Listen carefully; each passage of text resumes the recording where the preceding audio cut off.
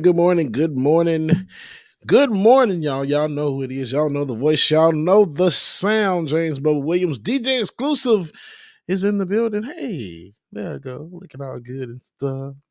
Welcome again to another Beard Bonnet Chronicles. It feels like it's been a month of Sundays since I've seen everybody. It's so good to see all your bright, smiling faces this morning.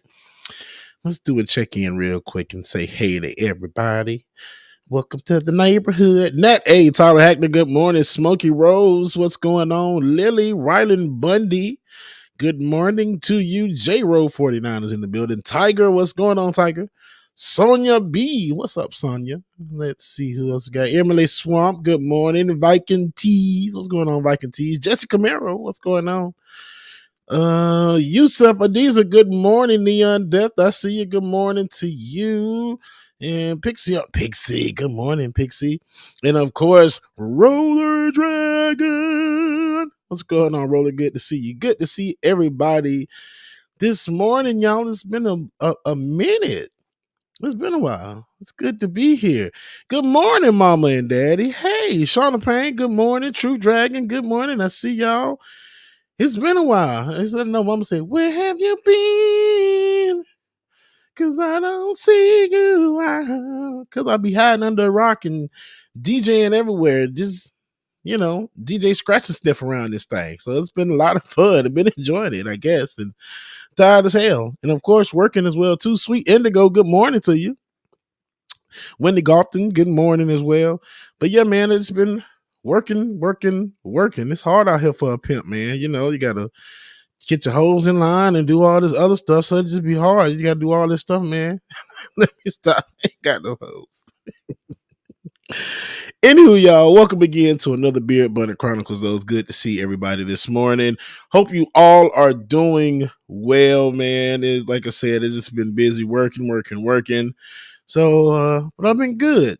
Mental health check in. Let's get your numbers in the chat room, man. Of course, we can't start the show without doing our mental health check in. I'm gonna say I'm about an 8.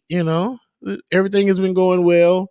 Of course, it's your moments, but life has been life and keeping me busy. Whereas most times, I just got to stay out of that thing. The idle mind knows a dangerous place. When you start idling and don't know what's going on, it's just like, okay, you start thinking about everything else. And it's just like, okay, what if this happened? What if that happened? And then that's where it just get like, But anywho, it's I've been ignoring that for a while now. And so, like I said, just keeping busy. So I appreciate it. Nat, hey, it's so good to see you. I feel like I haven't seen Nat in so long, Nat. I love you, mean it. And you know what, David, we haven't done in a long time. And I'm sure soon we'll have to do this. Maybe for the end of the year, we have to have a patron party.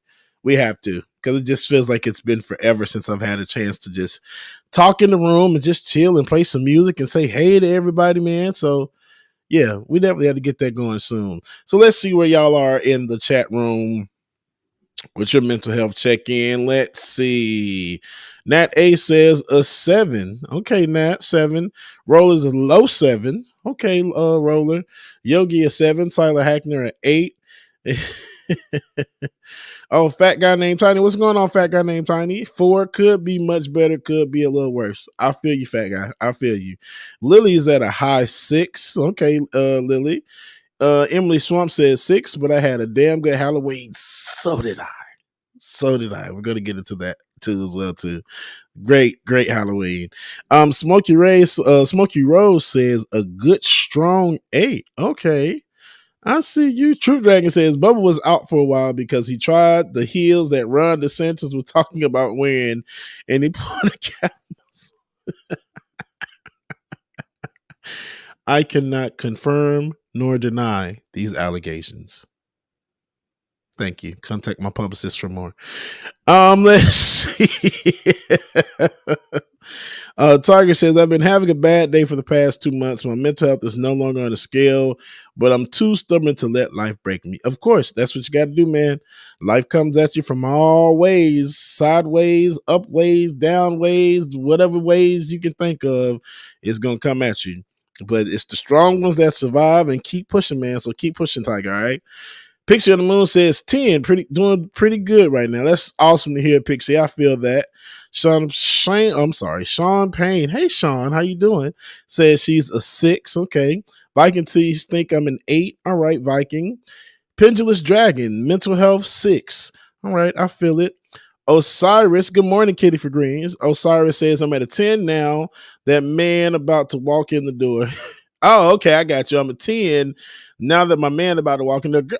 I feel that I'll be about a 10 too if my man's about to walk in the door as well too. But it's an 8. So, yeah. Mark Saunders, what's going on, Mark? Good to see you. He says I'm a strong 6.2. Okay. You about a good 6.2 on the Richter scale. I feel it. Mark, good to see you. J-Ro, good morning to you as well. And all right, let's see. Okay, I think I got everybody. Okay, good. All right, man.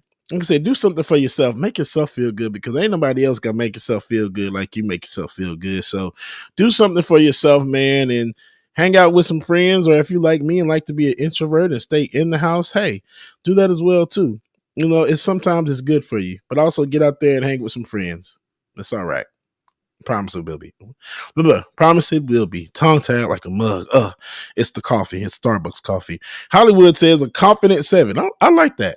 A confident 7. That's what I'll say about a confident 8 these days. Yeah. Anywho, y'all, let's get into it. So today, going to be reviewing a few clips. David has some stuff for us today, but before we get there, of course, you got to talk about Halloween. Halloween was excellent. Let's see. Didn't do anything on actual Halloween, but watched some movies and ate and probably slept because I wasn't feeling all that well. But the weekend leading up to Halloween, I DJ'd a costume party on Friday night where, of course, I broke out Captain America. Captain America is my Friday night costume from here on out. It's in the closet. It's going to get put on. That's what it is. You're going to get Captain America. But Saturday, DJ at another Halloween party, and I was pleased with my costume. I was, but I only got like a couple of pictures because after a while, the pieces of it just like, oh my gosh, I'm trying to walk and I'm walking like the character that I was. So it was crazy. But anywho, David, if you got those pictures that I dropped in Slack, I'll show y'all what I was for Halloween this year. He's going to grab them. No, Dave was going to get those. I'm going to take a sip of my coffee. Yeah, okay. That's great. While David is doing that, man, hey, have y'all, make y'all aware, don't forget, tomorrow morning, daylight saving time kicks in. So at 2 a.m., the clock rolls back to 1 a.m. So before you go to bed tonight, make sure you set your clocks back. Yeah. And I saw this article that I didn't want to, I wanted to get into it, but I didn't want to get into it because I'm just like, when I started reading the article, I'm just like, my gosh, this is a huge debate and debacle about daylight savings time and what of course, politicians are trying to do to stop it or start it is all over the place, man. It's a whole lot. And I didn't know like daylight savings time was a huge thing like it was, but like it's a lot of people on both sides are just like, oh my gosh. Yes, Nat, an extra hour of insomnia. That's how I look at it as well too. It's just like, oh wait, now I have to sleep later. I mean, I'm already up, but now I got to sit here and look at, I'm thinking that clock say 3 o'clock and I'm getting through the night. No, my brother, take that thing back an hour because you about to sit here and struggle some more. Cool. Love it. Really do. But anywho, y'all, yes, daylight saving time is tonight, 2 a.m. The clocks go back to 1 a.m. So, yay. Y'all enjoy that. No, I will. All right, David is still working on getting those clips, man.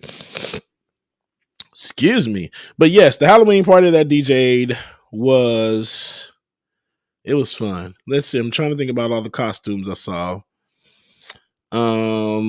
Unbelievably, I didn't see any Renaissance outfits. That was like annoying to me, but it was okay. I did see Spider-Man, 2 of them. They didn't do the point. Was disappointed. I'm like, y'all didn't follow through, but it was still good. Great costumes, great costumes. So I saw that. Let's see who else I saw. Oh, one of my friends dressed up, the party host was dressed up as Freddy Krueger, full makeup, everything with the little melty, cheesy pizza face and everything. Dope as hell. Jack Skellington was in the building. A couple of Power Rangers, of course. And that's all I can remember. Everything else is a blur because it was like a lot of alcohol, of course. But it was fun. Had a lot of fun. Both nights, Friday and Saturday night. Yes. Yes, Tanner, Tanner, I am a DJ. So that's like my other job. No, that's my other job. The other job is a call center person. Yeah. And then the first time job is okay. Main job is call center. Secondary is DJ. But if you got to be honest, DJ would probably be the main because I've been DJing for like 20, 30 years. Who knows? It's been a long time, but I've been on these tables for a minute, for a while. But yes. So let's see. Okay, David's ready. So my Halloween costume this year, drum roll.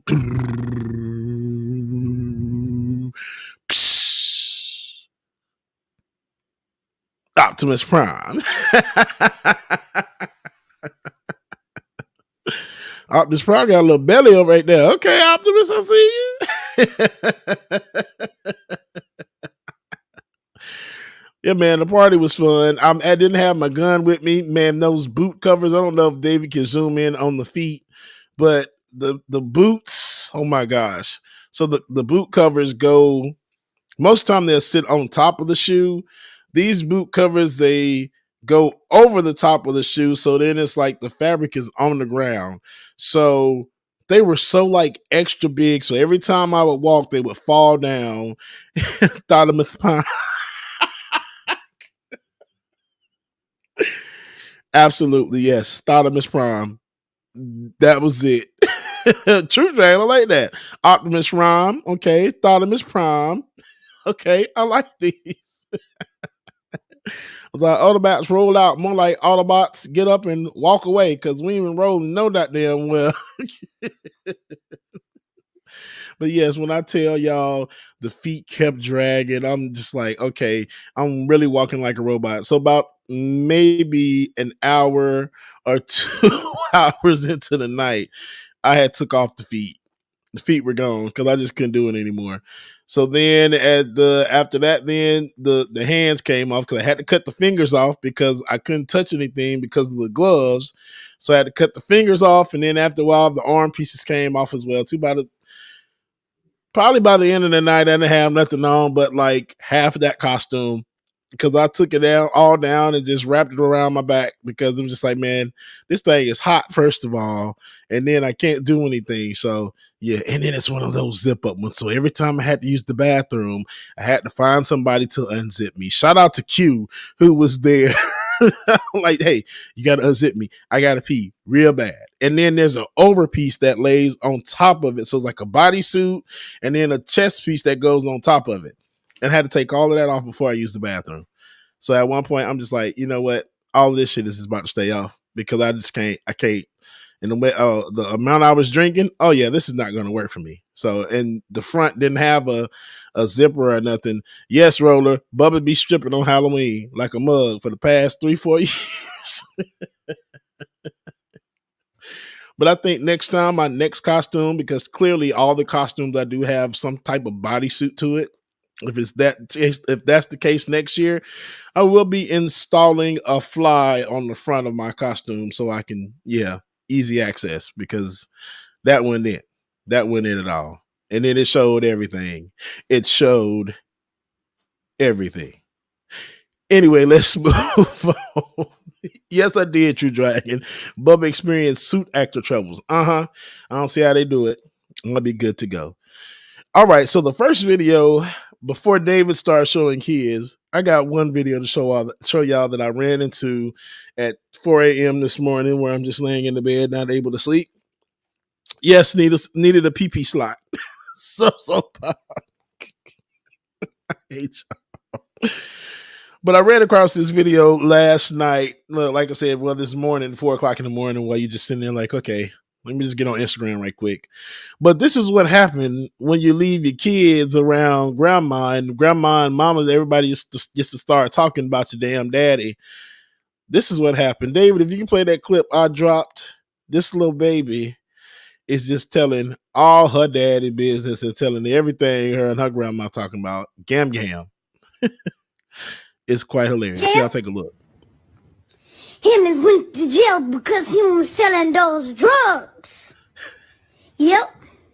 And my daddy said him is shouldn't went to jail because him didn't never even have enough drugs. Gammy said him shoulda went to rehab. Her said that he wasn't really selling no drugs. He was doing them. And he only keep going to jail because him has got a boyfriend in there. But I just know why my gammy keeps saying that my daddy got a boyfriend, because that's nasty. And gammy just say, and since daddy been in the jail, mommy been cheating on him. And Gammy said if her can't wait in the booth stamp line long enough, what makes anybody think her gonna be able to wait on the man's? Gammy said mommy got hot pocket coochie. I just don't know what that is. I didn't say that. That was what Gammy said. So her always just wanna pop it.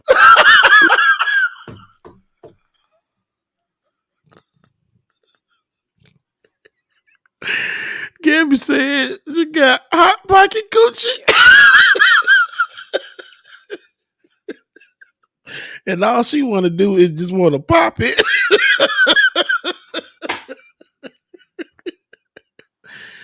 Y'all said y'all think this is AI? No, this ain't no AI. This y'all had to understand, in the black neighborhoods, when you leave your little children around the some older family members, and that's all they be around, this is the behavior that they pick up, acting just like the damn grandmama. This is no AI. This is real life.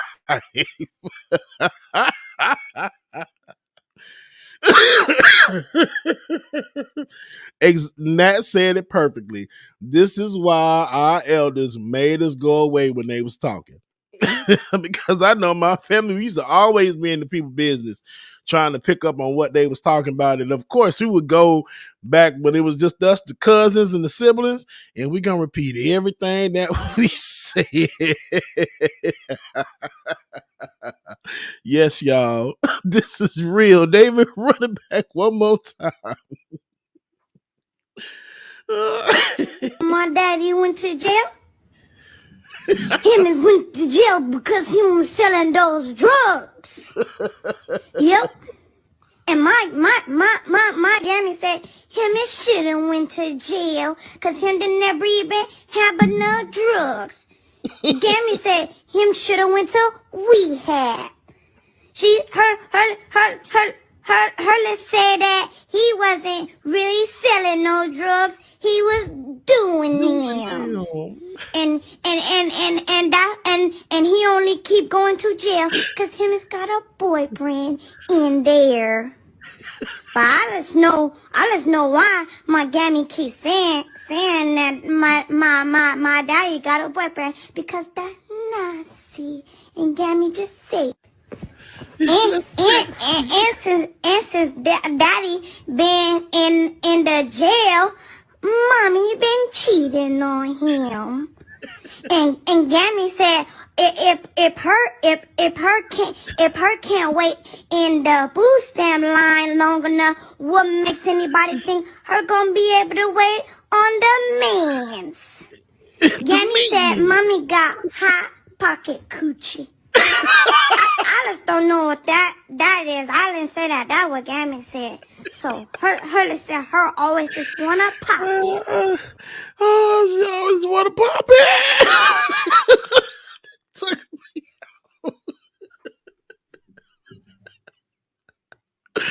Oh my God. Uh, and that's exactly how Gabby talk. Yeah, I understand, man, because I know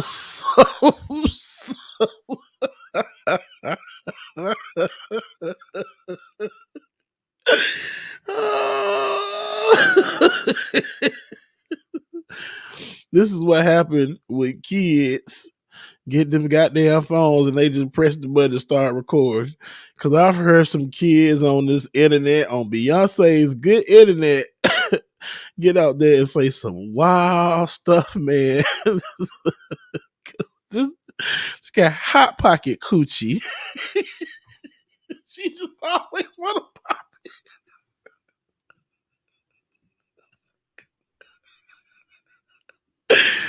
Oh, oh man, oh man. That took me out. 4:00 in the morning, I'm screaming in this damn thing because of hot pocket coochie. David, David, what you got?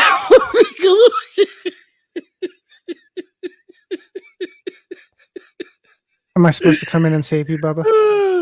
Yeah, because she got hot pocket coochie. She always want to pop it. That sounds like a medical issue. I think my mic's coming in hot. Oh, it sounds good, man. It sounds good in my ear anyway. Okay, cool. Oh, man. Good morning, good morning.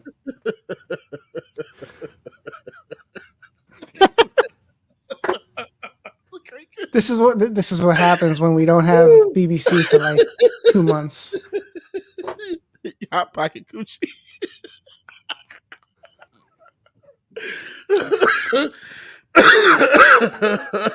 Okay. All right, since we're on the laughter wave, then before I get to like your real reaction, I'm gonna give you something that's truly in the vein of Bubba. Okay. Oh God, I'm scared. This is the disease of dad jokeism.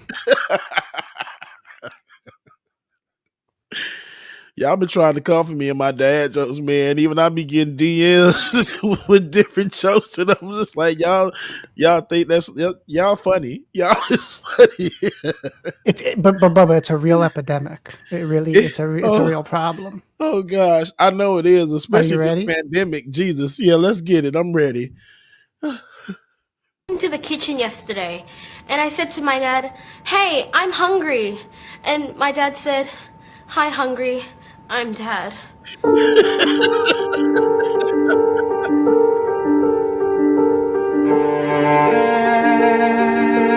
we were having dinner, and Dad spilled his peas on the table. He looked right at me and said, "Oh no, I have just peed on the table."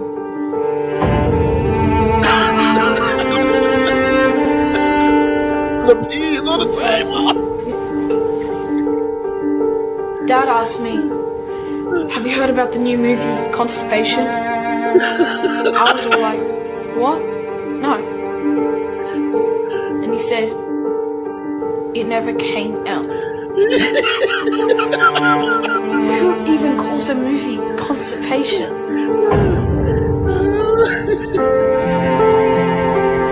My dad and I were going past the aquarium. He said to me, "How many tickles does it take to make an octopus laugh?" And he said, 10 tickles. What? Oh, tentacles. Hey Dad, can you make me a sandwich? And what did Dad say? Abracadabra. You are a sandwich.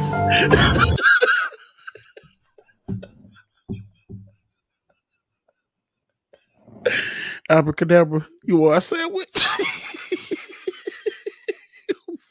Why would you do that to me? Oh man. Oh, that was a great tentacles.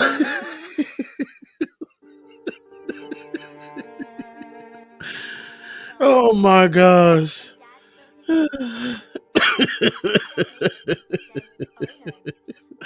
I'm not rolling because y'all terrible people. No, you cannot tell us we're terrible. Hey, When you put us through this day David. in and day out, we are dying. This is what you're doing to us, Bubba. Well, guess what, David? What do a small pair of underpants and a small dance floor have in common? I don't know. No ballroom. No. Boo.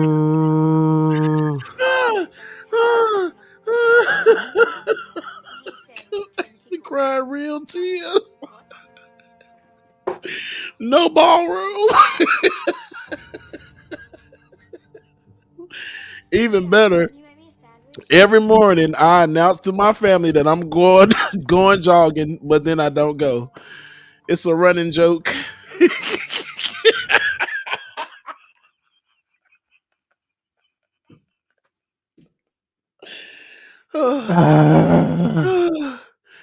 Oh man. Oh my gosh.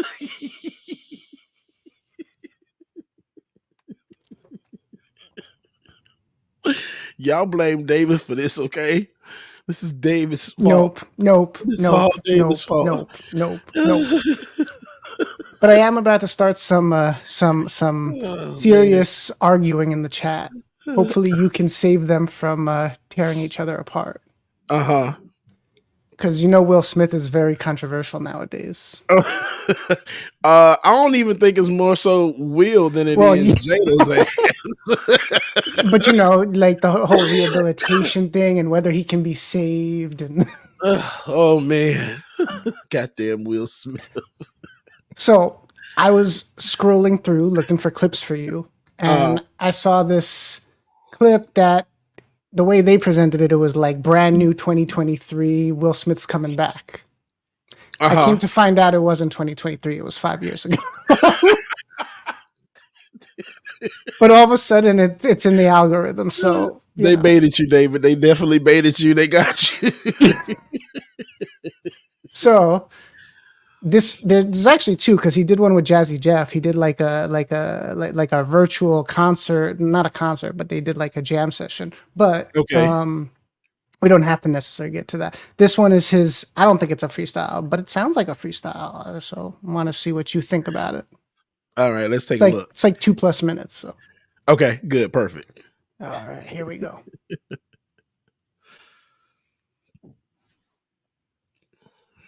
I was doing a television show, a movie, and an album every year. I got to clip this part out. So it was like that, churning out that kind of creativity.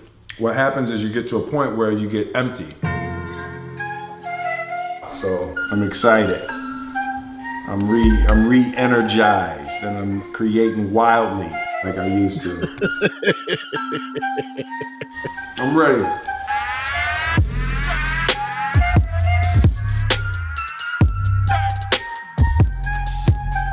I got the beast back.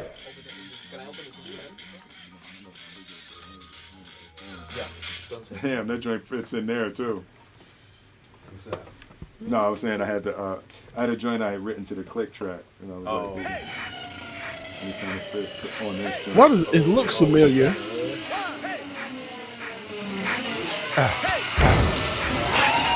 It's 20 years of swag y'all just witnessed. Let me remind everybody who Will Smith is. Rappers make it rain, let they money hit you. If I throw my money up, shit, I'll probably kill a stripper. The illest, realest, Big Willis, down with the man in charge of with Uncle Phyllis. Everybody wanna do Will Smith numbers. I don't know if your life got that many summers. I got inspired, quickly I unretired. The Fresh Prince just rewired them slightly to modern fire. But still, people dancing and shaking and moving and wailing. It feel like I'm an alien, really, kind of an island. I might fly to China for nothing, find a designer. The pictures in my crib with me, my mom, and Obama. Murder all over the globe. Guilty, Your Honor, I'ma become a Mormon. Marry and Halle, Rihanna, I'm an anomaly. Do drama or comedy, I could play Muhammad Ali or a white lady, probably still. 20 years of swag y'all just witnessed. Stop the divorce rumors and mind y'all damn business. Rebirth for the click track, ridiculous. What I charge for a feature? Man, that's expensive. Cause y'all be doing features, I be doing features. So many tickets to theater need bleachers. More information from me than from most teachers. More inspiration from me than from most preachers. But wait, truly. Just for the record, directors make movies, I make directors. Y'all dinner table, what y'all learn today? My dinner table, what y'all earn today? The real life Incredibles, Last Link Smith, Jada, Jaden, Willow, Trace. Y'all ain't with my clique. Yeah, cut it. I know, yeah. What? That's crazy. Wow. Wow. Now, I do remember seeing, I didn't watch the clip, but I remember seeing it posted, and they were making it seem like he just did this like after the whole Jada debacle. But I'm just like, wow, this is 5 years ago. He actually did his thing on there. Okay, so it wasn't just me, because when I saw it, I was like, he's coming out with something? He's teasing? What? What my thought process was like, oh shit, he didn't went in the booth and then did something and then talked to all the haters and then it's killed it. But no, it was 5 years ago. I just didn't learn that until you just I mean, now he's doing the podcast. Like, damn. They do have this new podcast out. Years? So Roller said Jada is a wet blanket on this man. Damn it, Roller. But that was dope as hell. Right. But yeah, Will Smith, okay, Will got bars. I would like to hear him come out with something like now and just be like, okay, let's address these rumors and then just go ham. But we ain't gonna get it. I ain't gonna hold my breath. Apparently, was it Fat Joe? I think it was Fat Joe that tried to get him to perform at the BET Awards, and he refused, and he wasn't game. He wasn't trying to. That would have been dope, especially with the 50 years of hip hop going on. And let's be honest, Will Smith is a staple in the 50 years of hip hop. Will Smith has done a lot. I mean, come on, Summertime, Fresh Prince of Bel-Air, damn, Get Jiggy with It, no, Get Jiggy with It. That was my shit back in the day. But yeah, he definitely should have been a part of that. Definitely should have. He would have made that show. He definitely would have. David, what else you got for us? All right, I'll save the other the Jazzy Jeff one for another time. We don't have to like go all Will Smith today. Okay. What do we got? All right, this is a good transition. So, what do you get when you mix Sir Mix-a-Lot with Bible school, Bible study?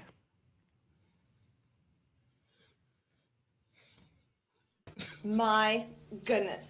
Becky, look at her Bible. It is so huge.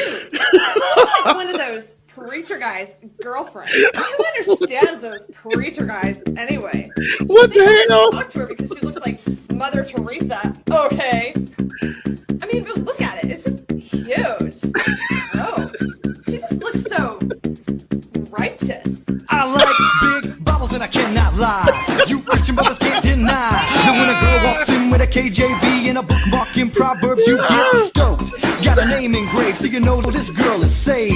It looks like one of those large ones with plenty of space in the margins. Oh baby, I wanna read with ya, cause your Bible's got pictures. My minister try to console me, but that book you got makes me so holy. Ooh, mama mia. You say you want koinonia? Well, bless me, and teach me about John Wesley.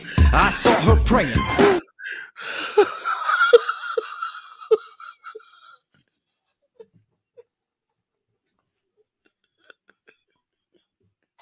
Did I injure you?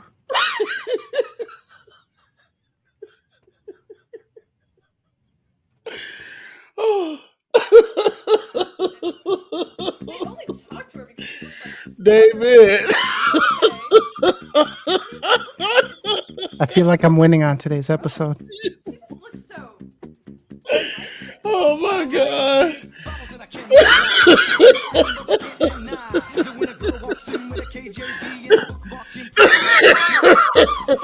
It's the 90s style, like the late 80s, early 90s look for me. Oh, David. Not 80s, 90s. You talking about when I walk in with the KJV? Oh my gosh, today. Oh, David, you win. I've been to it though, David. You got to show me more, David. Now you got a lot to you got a lot to hold. I've set my standard too high. You raised the bar, David. I don't know what you got to do after this, man. Oh, right. David. How about Denzel Washington performing Fantasia songs? Oh, what the hell, please. Take a breath. You can't go down on air. You know, it's really not a good look for me.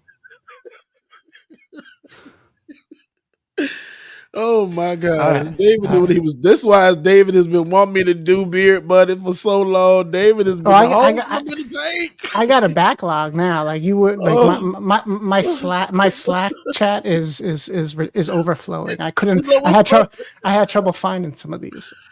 Oh man. Okay, we got like 5 minutes, so here we go. Okay. I lay my head on my pillow. I'm staring. I'm looking. I'm staring out the window. I wish on a star for a sign, but you're the reason why. You understand? You see, you're always on my mind. You're always on my mind. When you come around, I get shy. When I see you,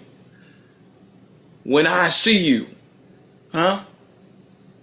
Never know when you might walk by. So I gotta be right on time. When I see you, huh?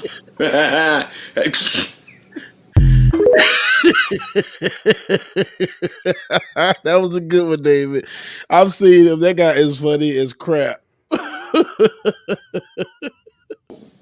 Oh man, he's a good one, and I'm right on time. When I see you, huh? He is funny. He does some damn good impressions because I know he's done Denzel, and I think he's done another one as well too. And I tell you, that man is good. That man is damn good. Good job, David. Good job. And David, I just dropped you one. Yeah, because I know you got more. My gosh. But if you can get this one, I know we're near the end. This last video I just dropped in the chat about how chiropractors are. And I can confirm that some of these chiropractors, man, when I used to go to the joint, it's a chiropractic place. Yeah, it's called the Joint. It literally is called the Joint. That's why I think I liked it, because it was called the Joint. But you go in there and it's just like they put you on the thing, they put you on this little table, and they're like clack boom, just clack clack boom. Oh, shit, what is going on? But yes, these are how chiropractors are. Y'all take a look at this. I take a deep breath inside profile. Take a deep breath in and deep breath in, deep breath in and deep breath in and.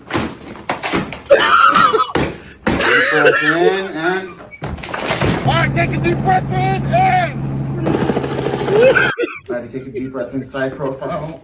Take a deep breath in and deep breath in, deep breath in and. Those cracks feel really good. It's been a long time, but those cracks feel good. Right, David. All right, take a deep breath inside profile. Take a deep breath. Oh my gosh, man. That's why I'm scared to go to the chiropractors now, because I watch some of the actual videos with people and just the way they be throwing their bodies around. I'm like, okay, nope. Oh my gosh. David, is it time? Please tell me it's time. I don't see anyone joining us yet. It's just us right now, I think. Oh man. Well, David, I know you got a video for us in this. David has been on the road. All right. David. So I do appreciate the internet because we get lots of advice on how to avoid ass whoopings.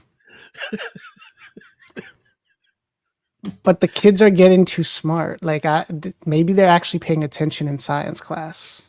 Like the little girl, like Gammy said, hot pocket coochie. This one, all right, just here we go. Your carpet, let's get it out. Don't be scared. You gotta do this stuff calmly and quickly before your mama get home and beat your ass. So first you just scrape off the excess and put it in the bowl. Ooh, it look like shit. Alright, then you add liquid dish soap and go in with your hand. Just mix it. Then get a paper towel and just scrub it. No, this shit ain't gonna work. Get a spoon and just scrape off the soap and put it in a bowl. Then add some water and then scrape it off with a paper towel. Bruh, my whole fucking carpet is white. Fuck the napkin. Get a paper towel. I mean, not a paper towel. A towel and then scrub it and let it dry and then it should clear up and then it should be clear. Damn, this took forever. Almost had a heart attack. You got butterscotch pudding in.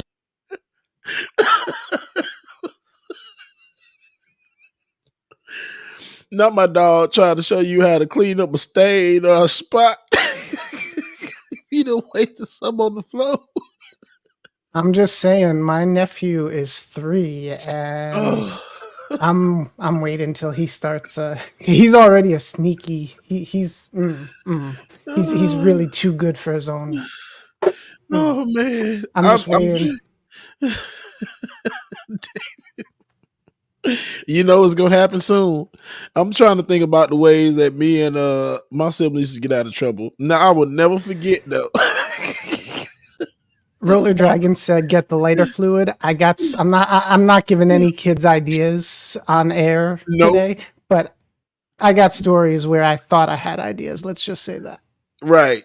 So I'll never forget, like when we were still in Alabama, and my mom and my sister gonna get me, but child, this shit is funny. We're in Alabama, and we getting ready for school. So me, my brother, younger sister, we already ready, and we just waiting for my older sister to get ready. And like my mama is just going ham. You need to hurry up and get ready. You always do this shit in the morning. Mama's just going off. And so my sister just casually in the mirror doing her hair, rolling it, just taking her time, just going, taking her time. She and my sister just ignoring the hell out of my mama, whatever she said. Next thing you know, y'all, we see a silver can come flying across the room. Mama then threw the starch can at her. So she missed. And the starch can hits the wall. And the little tip comes off, so it just goes, hits the wall, do. And all you hear is the starch can spraying out the starch. My sister cut up and looks down at the can and goes back to curling her hair. When I tell y'all, the rest of us just sitting there looking like, and then we couldn't hold it anymore. Everybody just bust out laughing because that is hands down the funniest shit that ever happened. That starch can, when I tell y'all, is it just boom. Like, what the hell? Love you, mama. Love you, Miki. Yeah. And when I tell y'all, we laugh about that to this day. Hands down, the funniest thing that has ever happened. My sister was just completely unbothered. Oh my gosh, man. Oh, this has been a good time today. This has been a damn good time. I have missed y'all so much. And we gotta do this again. We definitely do. David's there. Oh, there we go. Well. Percy Dixon and the Queen are still are lagging today. So I do have two things that should be able to make us. I got plenty actually, but all right. How guilty? I think have we discussed how you feel guilty about making purchases and getting asked for tips? I think we've discussed that on the show. Have we discussed that on the show? Or am I imagining that? Maybe we have, David. Excuse me, but and feel guilty about not doing it. You said about not give. Yeah, exactly. Like just the whole trauma that the machines put you through when they ask you if you want to tip the machine. Oh yeah. Oh no, we didn't talk about that, David, because it's just like, well, damn. Why is my phone blowing up right now? Talking about Bubba, talking about y'all Bubba on the show spilling all the tea about the starch can.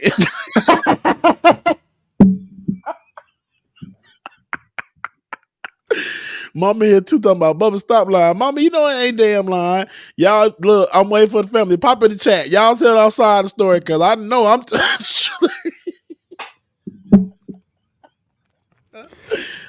Oh man. Yes, man. Smokey Rose said tipping culture is so uncomfy. I feel guilty when I can't afford to tip because I rely on tips most of the month myself. That's real, man. This tipping thing it's become a lot.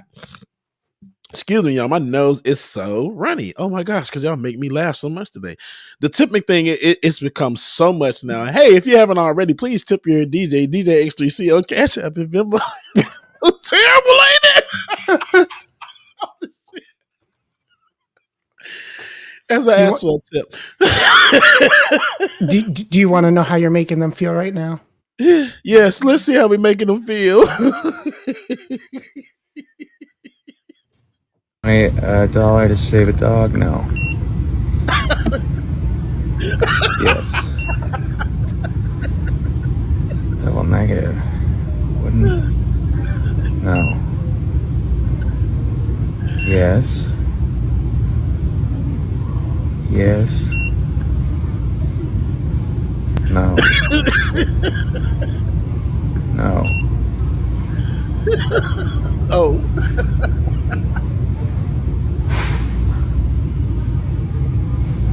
Okay. I think that your machine is. Got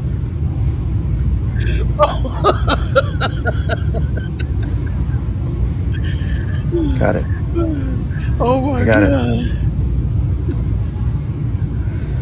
I was just trying to pay for. Yes. Oh my God.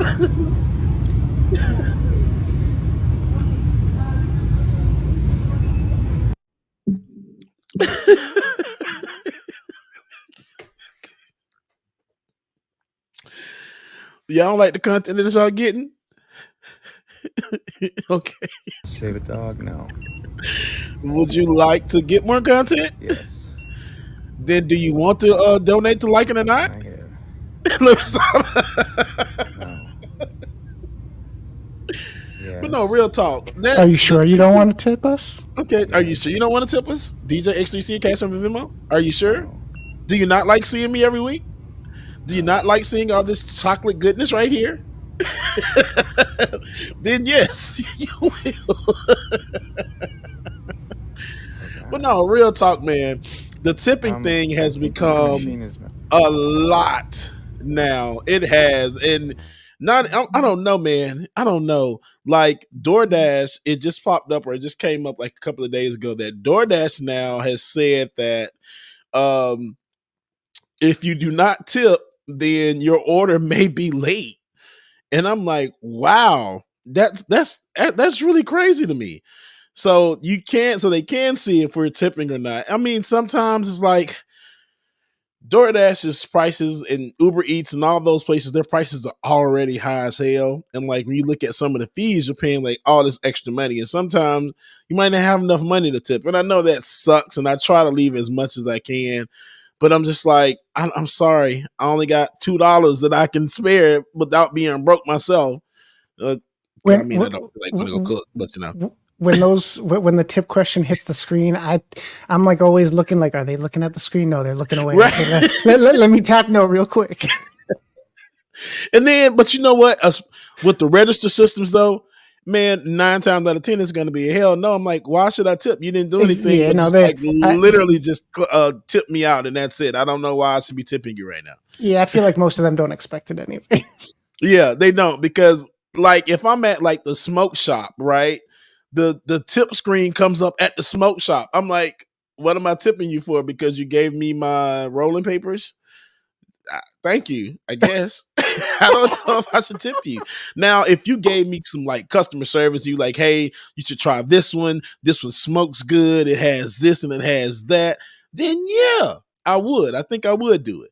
But if you just handing me my stuff and then I'm going on my way, let me hit the no on the screen.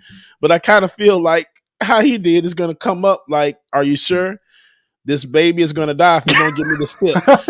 Oh shit! That's how I feel sometimes, Dave. That's how it makes you feel. Like, don't tip. Like, should I give you my last dollar just so? Give you my last dollar, okay? I feel like I'm giving, and if I do it, I feel like I'm giving my left kidney or something. It's like, why are y'all pressuring me? It's too much pressure, and then it drives my anxiety up. And then it's just like, okay, you know what? I don't want it anymore. I'm just gonna go ahead and leave. But man, it's crazy. But I know it was a few times that even when I did tip, let's say like a Uber Eats or a DoorDash, the person that was delivering the order dropped it off behind my apartment to somebody else. And so here it is, 2:00 in the morning. I'm without food and without money to order the food. So it's just like, damn, I'm in a lose-lose situation because now I got to go to bed hungry. And then they ain't got, because I don't have any more money to order food. So that sucks. It sucks. So that's why I was like, kind of messed me up with the tipping thing. But yeah, it's cool. It's cool. Okay, I'm expecting the queen soon. Right. Oh, and we know that you're probably gonna have to like depart early today. Yeah. Or at least not early, but yeah. I will be anyway. Yeah. But I think hopefully the timing's right here. Hopefully she shows up and I don't have to pull another trick out of my hat. But you're gonna have to scroll through with me because this is not a video. But I think you can. I think you'll appreciate this. Okay.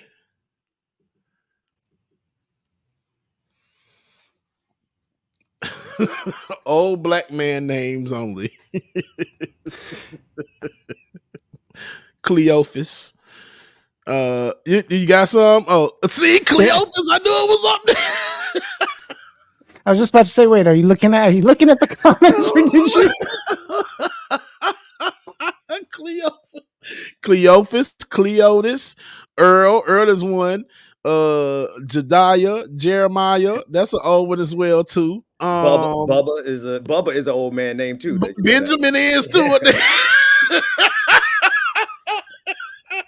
What's up, man? Oh, God, nigga, wait on. God damn it, Ben. Brother Benjamin, what's going on? Nothing but the rent, man. You know, it's about the first of the month. You know how that is. It's the first day. You out here grinding, then he should die. Right. Old black man names. I don't know. Old black man name. Leroy is one. Leroy's certainly one. Obadiah is certainly Obadiah. Oh, you're my close. God. They got Jebediah in there. Or Jebediah, yeah. Willie. Willie is a one as well too. Did you say Cleophas already? I did say Cleophas. Oh man. Claude. Oh damn, Claude is. I should know more old black names. I could do old black women names. Yeah, Bertha, Ethel, Bertha G. Ethel. Ethel name. Those names are consistently. There's a whole list. Okay, so we got Grady, Willie Earl, Luther, Luther definitely, Donnie, definitely, Clifford, Freddie, Reedus. I ain't heard Reedus except for Norman Reedus from Norman Reedus. Let's see, Clarence, Jerome, Harold, Eugene, Cletus, Cleophas, Rufus, Chester, Lyman, Lester, Sanford, Lester for sure. What's going on, Hollywood? What's up, everybody? I couldn't let this. I know this is the Beard Bonnet Chronicles. When you talk about old men names, I had to jump in. Right. Duke. Duke. Reuben, Roy, Wayne, Slocum. Isn't Duke the name of the dog when they say roll that beautiful bean footage? In the dog's name Duke. Yes, it is Duke. Yep. Okay. Mavis. Okay, I can see Mavis. Buck. It's funny. I knew a Buck as well too. Old black man. Somebody. I'm talking Lee. Saying Percy and Parnell. I'm like, oh no, nah, man, they just talking about your middle name.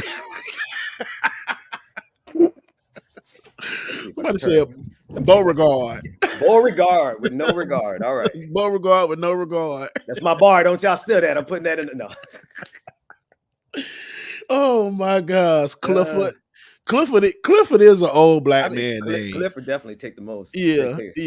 My cousin's name is Clifton, but we call him Cliff for short. But Clifford, that's an old black man name. Definitely. Cleophas. I can't get over Cleophas, man.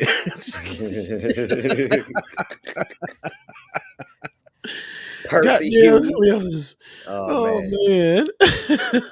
Well, brother Ben, how the hell you been? Man, I've been good, man. I've been on what you could call a vision quest for the last 2 weeks. That's why I've been missing in action. You know. Oh, that's good though. Sometimes you have to. You got to take a step back. So I've been good. How about you, man? How you been? Man, same thing. I just been working hardly working. You know, they have been having me out here in these streets, getting to the money. I guess if that's what you want to call it. Money making Monday. Yeah. Look, getting to the money, but just like, what am I doing with it besides going to bills? Can't do nothing with it, but it's okay. But I'll tell you what though, December 8th, y'all know what day that is. It's a national holiday again. I'm assuming it's your birthday. Exactly. And I'm taking my ass back to Disney World. So that's what's up. It's my it's the 45th birthday. So I'm just like, I gotta do it big. Yeah. That's what's up, man. Congratulations. I gotta figure out why my camera is just trying so hard to stay in focus. But happy birthday. But we almost we're in that window now. See, once you get past Halloween, it's already New Year's. Bro, it's just right, dude. Everything in between. Once you get past Halloween, you celebrate everything in between. Everything, okay? I'm just like, damn, here it is already. I guarantee you right now, even though Mama's at home listening to the show and watching it right now, she's setting up Christmas stuff as we speak. It's probably about 5 Christmas trees already set up. And I'm be like, Mama, we ain't even made it through Thanksgiving yet. You know what? Now, this is how I know, no disrespect to your dad, but this is how I know your mama and Dr. Mac got a thing in the spirit going on, because Dr. Mac puts up about 5 trees for Christmas every year too. Oh Lord, don't tell her that, Chuck. And now she gonna try to go get this man number, gonna slide in his DMs. Shout out Dr. Mac, man. Shout out Dr. Mac. Yeah. Daddy can't see, he wouldn't know nothing better. Daddy gonna call. Get down what's the politics? Oh, Rebecca. Okay, the queen. Okay, I'm about to say, because you leave the two of us on screen together, we ain't getting no work done. We not, dude. We not. Hey man, thank y'all again for tuning in for Beard Bonnet Chronicles. Again, I appreciate y'all so much. If you want to, man, DJ XCC, Cash App, and Venmo. Y'all tip your DJ, man. I appreciate y'all. I love y'all. Shout out to Ben for joining us today, and shout out to David, man, who came with some fire ass videos. I appreciate that. So y'all stay tuned. Like it or not, it's coming up next in Beard Bonnet Chronicles. We'll see. Like it or not, y'all. 2023. Y'all know what time it is. It's time for Like It or Not. We're back for us. Let's start this damn show. Yes, it's time for Like It or Not. We're back for us. Let's start this damn show. Like it or not. Rebecca Azor is in the house. You know she got a funny story to tell. Talking politics, culture, or real life-ish. I live in life in the ATL. Benjamin, yeah, that's my man. He's always coming up with the master plan. Politics scheming, I'm trying to find the meaning of life. And why the feds keeps us in strife. I'm your DJ. I really don't need no introduction right now, but you know what? I stay dropping them jams. Y'all know who I am. Good hope, dad jokes, culture-ish, politics. What you're hearing right now was the culmination of all of this. I started out with the mic in my hand, and I graduated to a plethora of fans. I love bringing joy to the people. It makes me feel great, makes me feel regal. I do what I do for you. 8 p.m. Friday, you know how we do. Let's go. It's time for Like It or Not.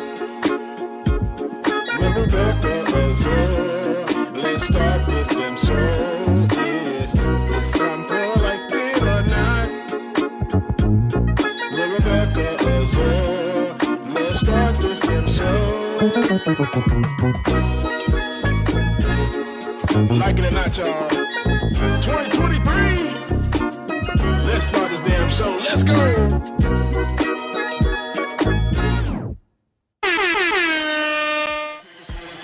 Like It or Not starts now.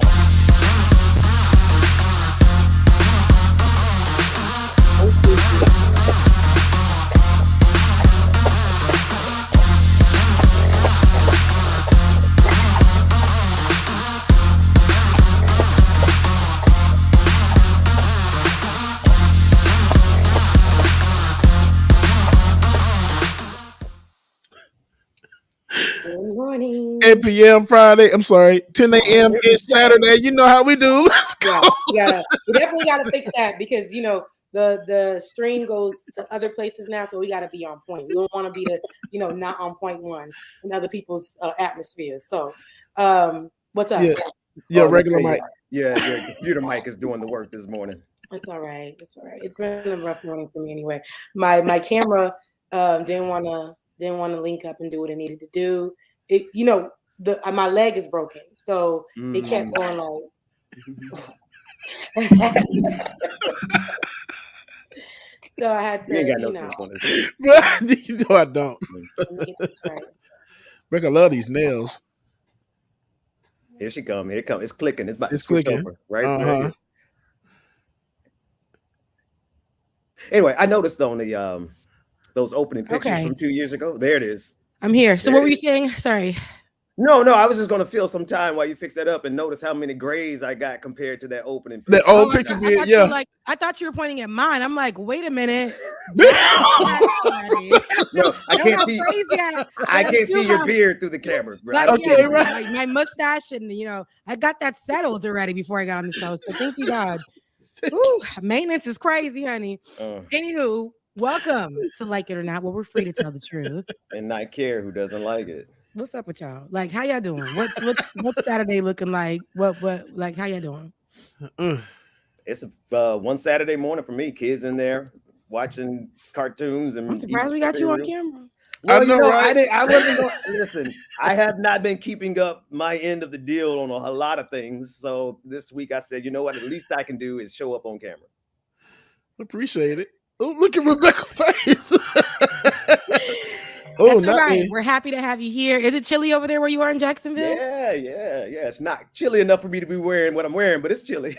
Oh, because I'm like, it's giving the most. I know you're in Florida. It's actually it's cold. It's like cool. Well, Florida, North Florida is like South Georgia. So I'll give it that. Basically. Right. It is. It is. And there's been plenty of days where I have my weather app. I still have Atlanta in there. And there's plenty of days where Jacksonville is colder than Atlanta. And it doesn't make sense to me, but that's just kind of a normal thing. Yeah. Yeah. I'm gonna need you to like focus that ring. I'm trying to. Okay. I didn't know what y'all was discussing before because my computer kept going down. Take me down for 1 second, David. Let me he got that autofocus on. That's what it is. That autofocus. He ain't used the camera in so long. That autofocus ain't make sure you look just as good as us. Okay. Right. But yes. So how are you, Bubba? I'm good, man. I was telling everybody this morning, man, I'm about an 8 mentally, so doing pretty good. Everything is going good. They keeping me busy, booked and busy, I think. That's what I'm talking Today, about. I have a break. I don't have nothing to do. Thank you, Jesus.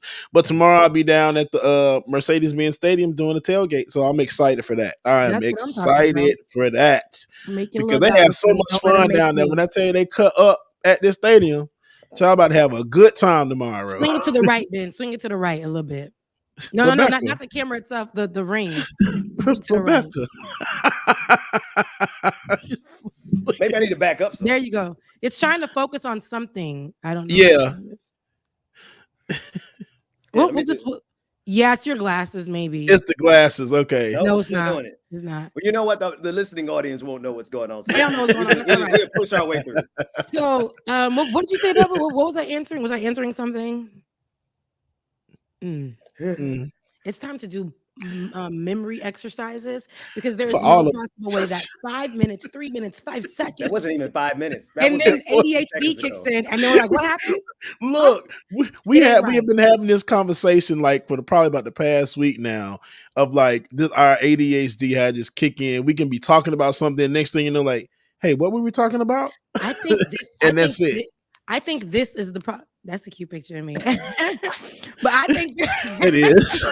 I think this is the problem, though. The phone is the issue. So many things that we didn't. This is my conspiracy theory. So many things that we didn't have when we were younger. Like we didn't have issues with like blue light or whatever the hell is in this phone that was bothering us. Like Ben's camera is bothering him.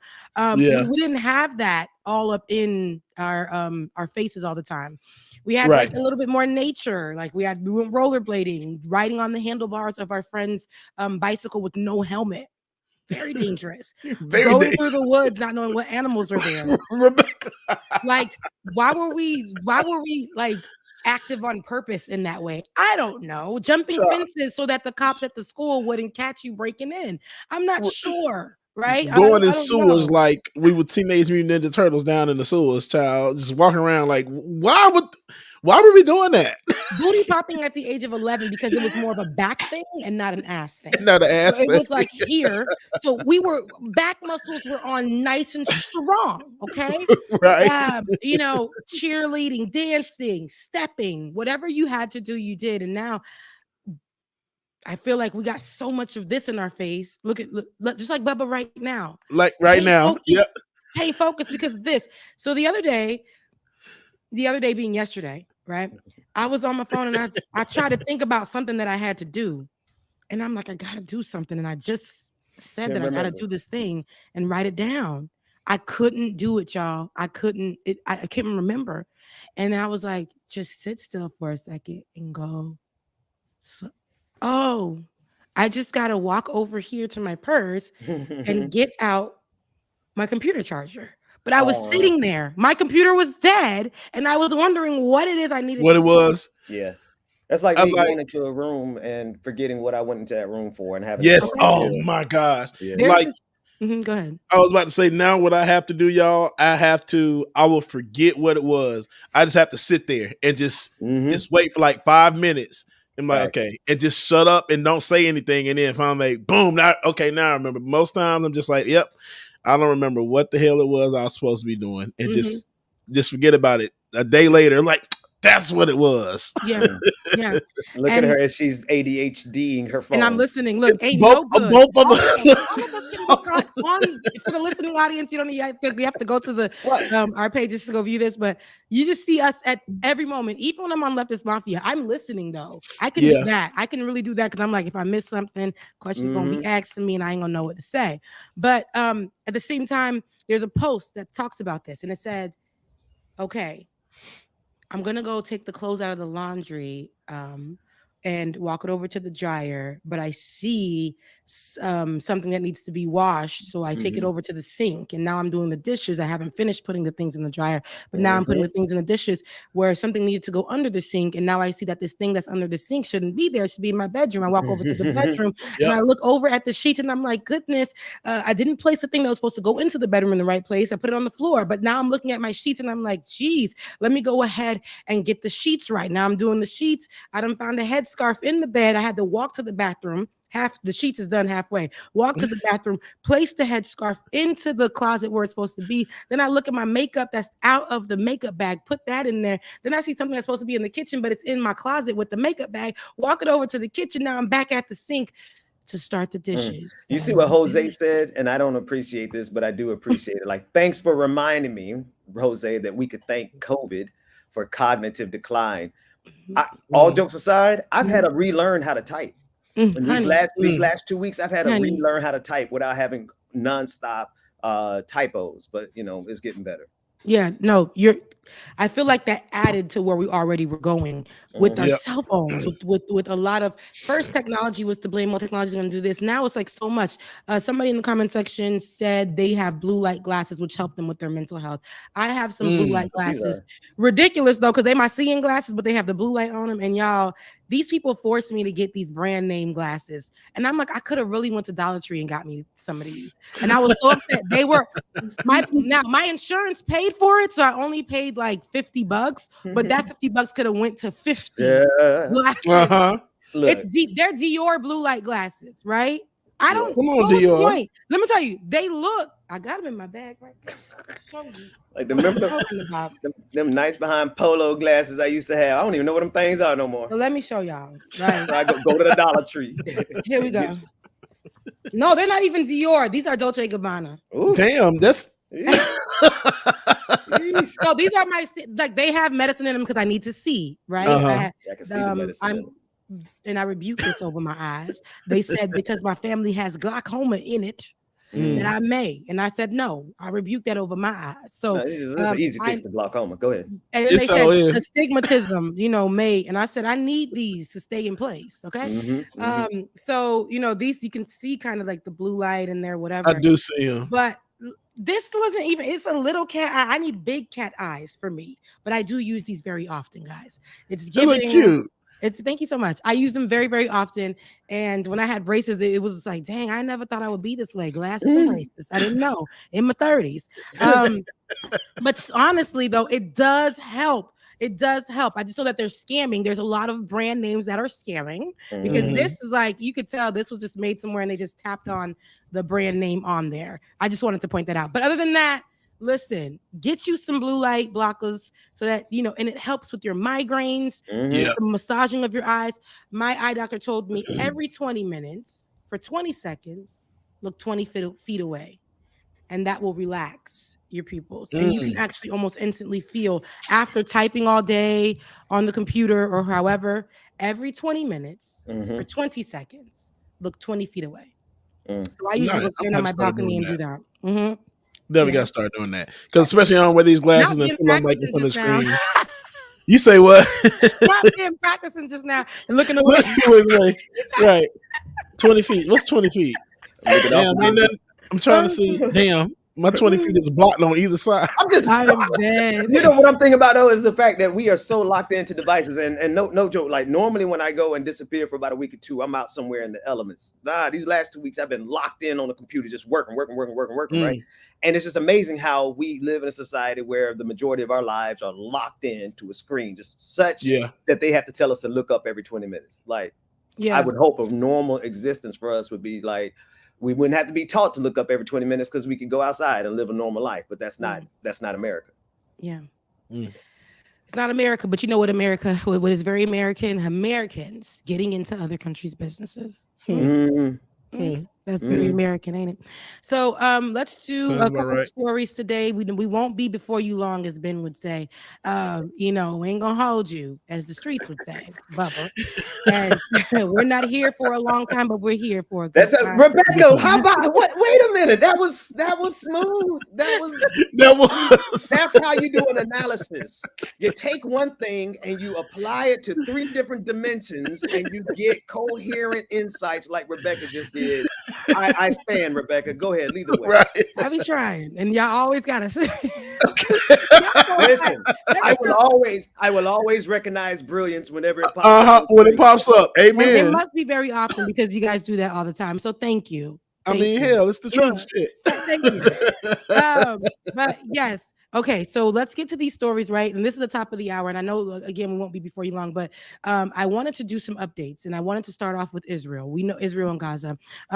As we know, there is a war happening. There is genocide happening in Gaza at the hands of Israel. And because so many countries, and particularly ours, has decided to back Israel and decide to assist them in carry the blood on their hands as well. So we know some of our representatives, Cori Bush, Rashida Tlaib, have called for a ceasefire and have been leading in that effort. And some of the people on the other side of it, mostly Republicans, are saying that those people need to be tried and taken out of their seats because they're calling for a ceasefire. This is America. This is what's actually happening. Even our leader, Joe Biden, has become very complicit, in my opinion, in how he has talked about and a lack of representation or even identifying what's actually going on in Gaza, just saying little things and actually just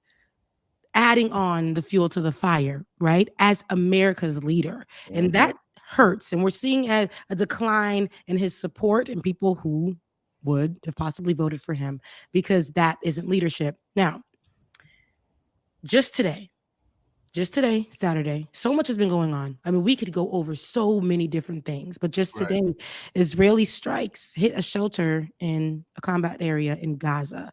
I want you guys to take a look, but before you do, I just want you to know that what you're going to see, some of the footage you're going to see, and this is from some footage out of Gaza, and this is like after the basically their internet and all of their ways of showing us what's going on there has been shut down. We got the first looks out of what's going on there, and I just want you guys to take a look right now. And viewer discretion is advised.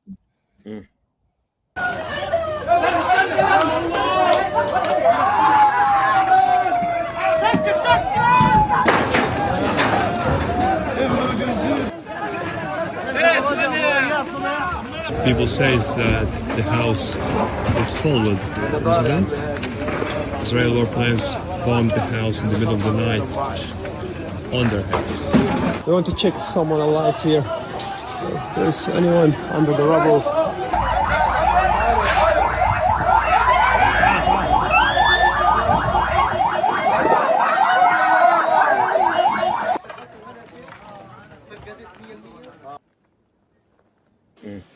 I think we're up to about 9,000 civilians, I believe. How dark it is.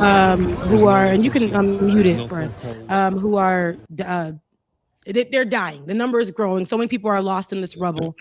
And again, Gaza is a place that is mostly young people, children.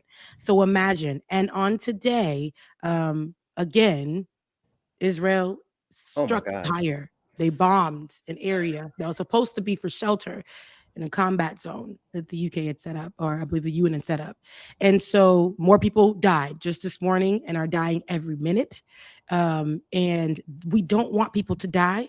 And the fact that there's a problem with us calling for a ceasefire. Yeah. The fact that they're saying that we shouldn't call for a ceasefire when this is happening. And our president is giving it weeks, right? For them, Israel, to find Hamas and to destruct them. But that is going to be at the cost of almost every Palestinian person. That's what it looks like, and that's what it feels like, Ben. 3,700 children killed in 3 weeks. I don't have the words to really explain what this is doing to not just, okay, I have to compartmentalize what the Palestinian people are going through, because it really does something to me that is unhealthy for my life, because it requires me to behave and act. So when I see what's going on in Palestine, I want to cut the F up. And I have to compartmentalize it, because I don't have the liberty to cut the F up right now. I got to keep it together to take care of my family. But that's a lot of privilege, because when you see what's going on in Palestine, it really puts it into context how evil these people really are, which brings out a side of me that says, I don't know if I can deal with Joe Biden.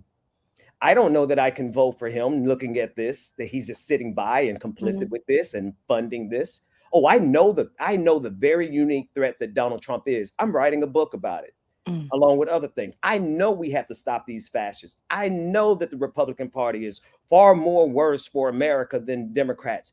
But who's far more worse for Palestinians? They're both the same. They both would have allowed Benjamin Netanyahu to do exactly what he does. So what do you do with that? As American citizens, we're sitting here safely in the inside, the core of the empire, and I have the privilege enough to say I got to cut it off, or else it's going to turn me into something violent, right?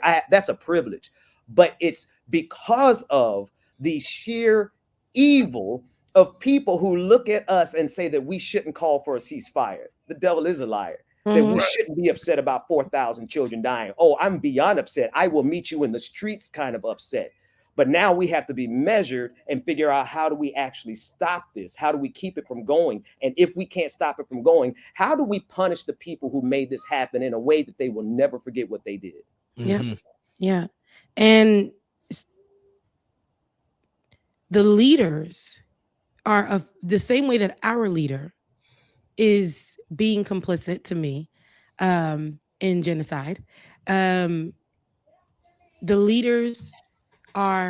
other leaders are trying to keep the same talking point. And I feel like it's out of fear or out of the connection and them being an ally to Israel in some way, shape, or form, power, right?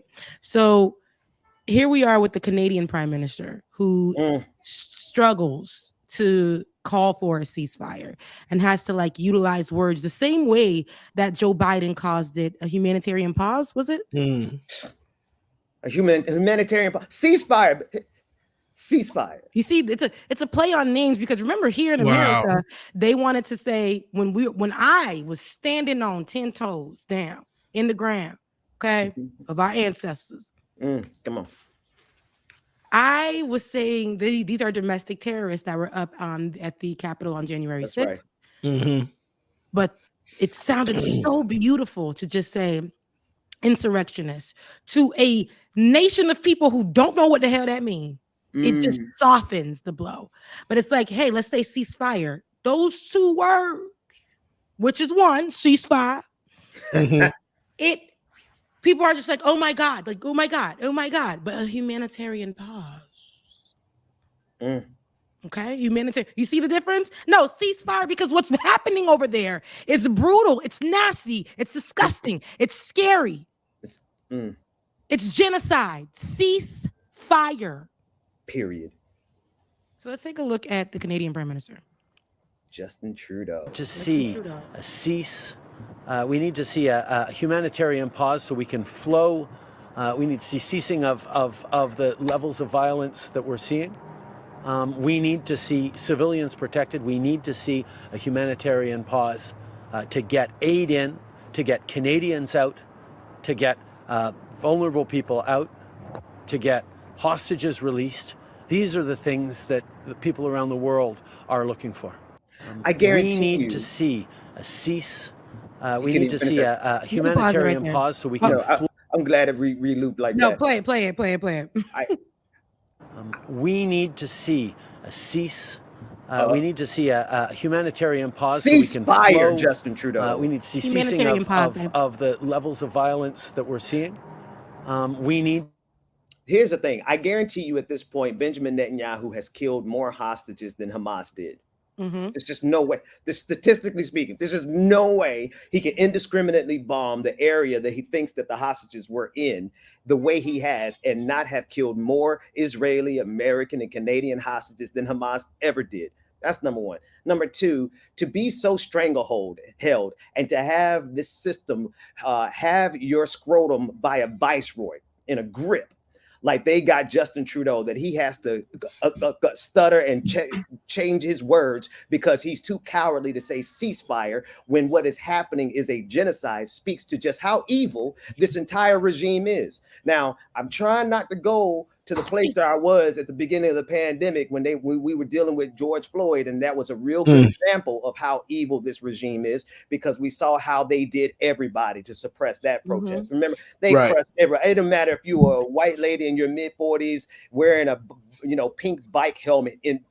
They beat that woman down to a pulp, and it reminded me of just how totally malevolent and evil this regime is. And now here we are 2-3 years later with an even bigger manifestation of it. They can't even call for a ceasefire because the regime will turn around and slap them across the head, as evidenced by Justin Trudeau being too scared to say the word. Yeah. I feel like the power, this is what we're seeing. And this is the abuse of power. You're not telling me in other countries, all of our leaders, including ours, are sticking beside genocide. They do not want to have a conversation of what's truly happening. We don't want anybody to be hurt because there are other people being hurt in Israel too. But Israel has more power and they can obliterate Gaza. So if we look at that for what it is, we got to call a thing a thing. And one thing about America, they will not call it what it is. We won't. We won't. And looking at Justin Trudeau just trip up because he knows at home when he's sitting around the table and having this conversation with his family, he knows it's wrong. He knows. Joe Biden gets to skip, hop, backflip, pull out Kamala Harris every time they want to talk about a damn HBCU. So you're funding the HBCU today, which is great. They need it. That's necessary. Right. But don't try to do it while you over there funding the war. Genocide. And it's genocide on Palestinian people. I'm liable to slap somebody in the mouth if they look at what's going on and say, oh, that's not genocide. How dare you call that genocide? What do you call the complete leveling of a city, its people, its culture, its heritage, its opportunity for life, if nothing else but a genocide? Mm-hmm. But they can't call it that. Mm-hmm. And look at this young man, that young man's expression of pain right there. Mm-hmm. Yeah.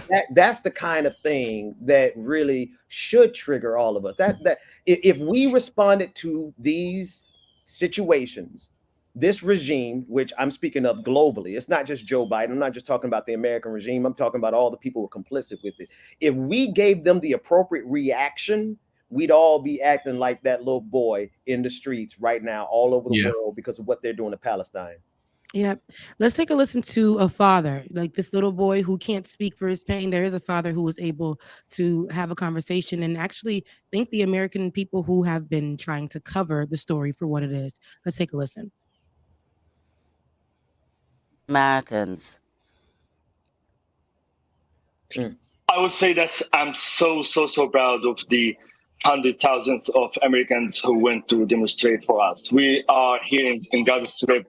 Believe us, we are following the news and we feel like more comfortable when we watch in TVs like thousands and hundreds of thousands of American people who went to the streets in order to support us, to express the sympathy and in solidarity with the Palestinian people here in Gaza Strip.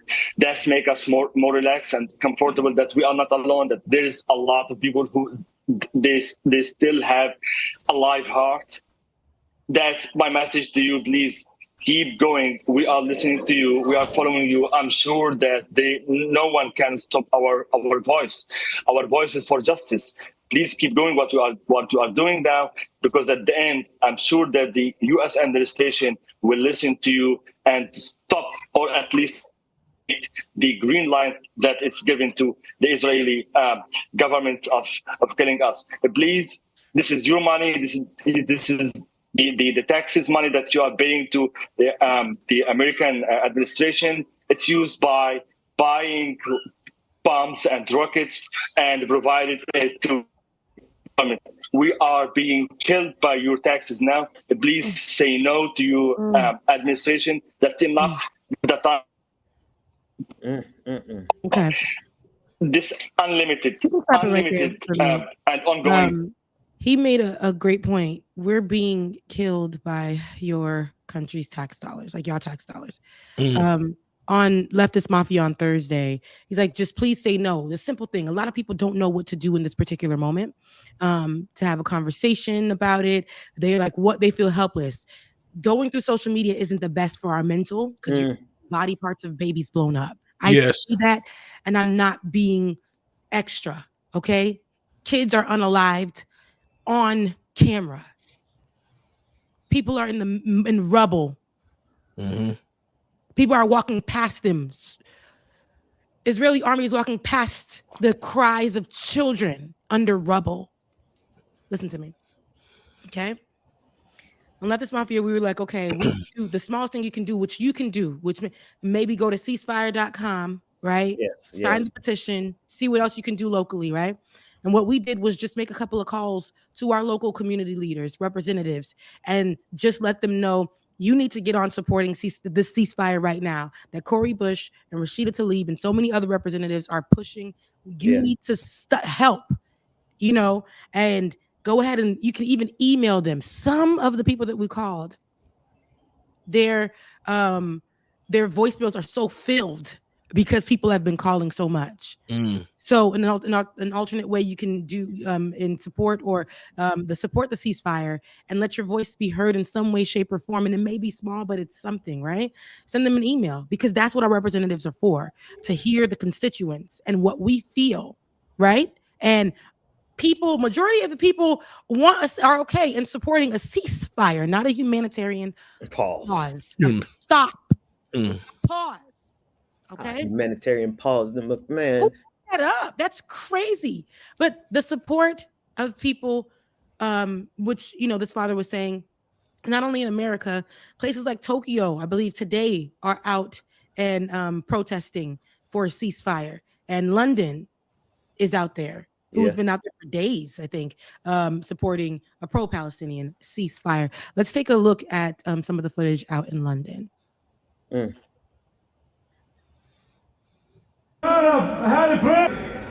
Mitt budskap är till det svenska folket nu.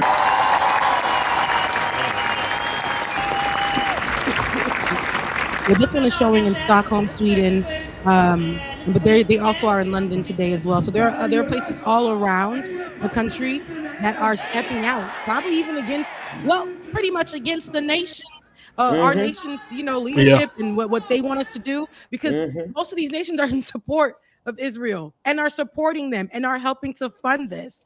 And so a lot of people are outside like, hey, the people are saying that we don't support this. Just because I thought our leader was supposed to listen to us. Right. But in turn, it's not that way, y'all. And we're starting to see that more and more. They're just like, go ahead, Ben. I was going to say, it's not that way at all, like you said, but I just want to scale it up.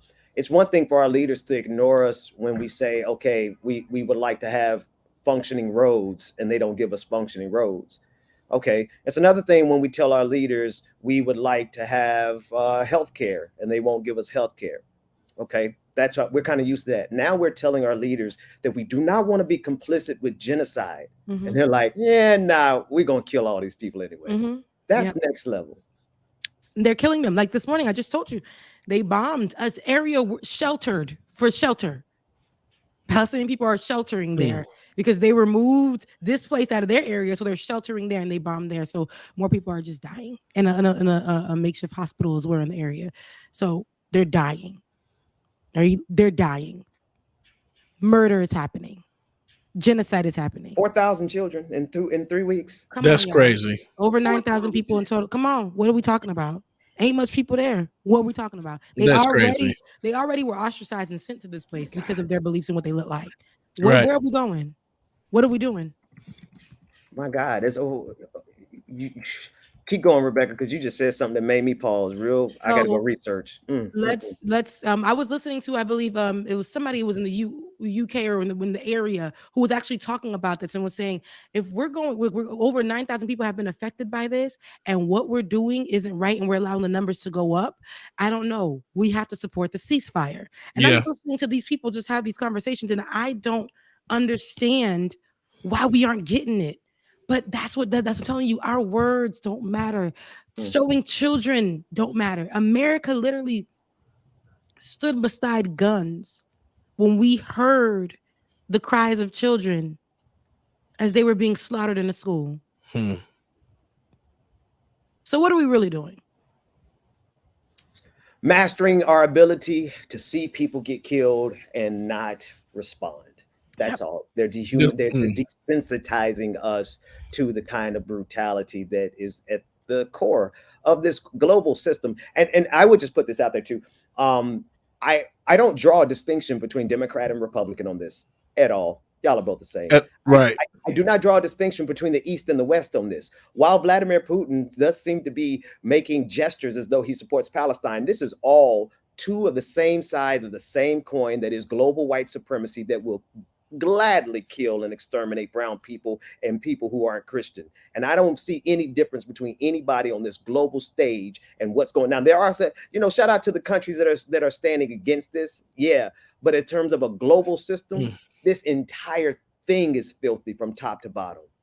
Yeah, it is. And like I said, there's so much that we can discuss on this because this is an ongoing thing. And what's crazier is this isn't the only thing that America and other countries like the UK have decided to put their nose into and fund.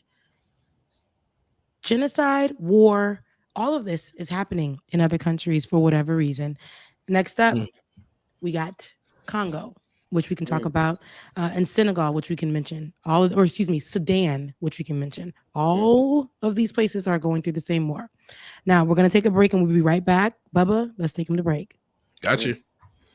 All right, y'all make sure y'all stay tuned. We got more coming up next. No, like it or not, we're Rebecca Azora on the Benjamin Dixon Show, y'all, in Power 104.7. We're going to never stop riding. You're locked into Power 104.7. Home of hip-hop and R&B. All right, so welcome back to the screen.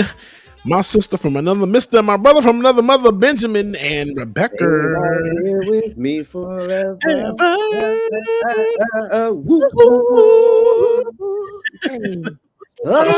You take your love away from me, I'll go crazy. That's it. Crazy, insane. If you take your love away from me.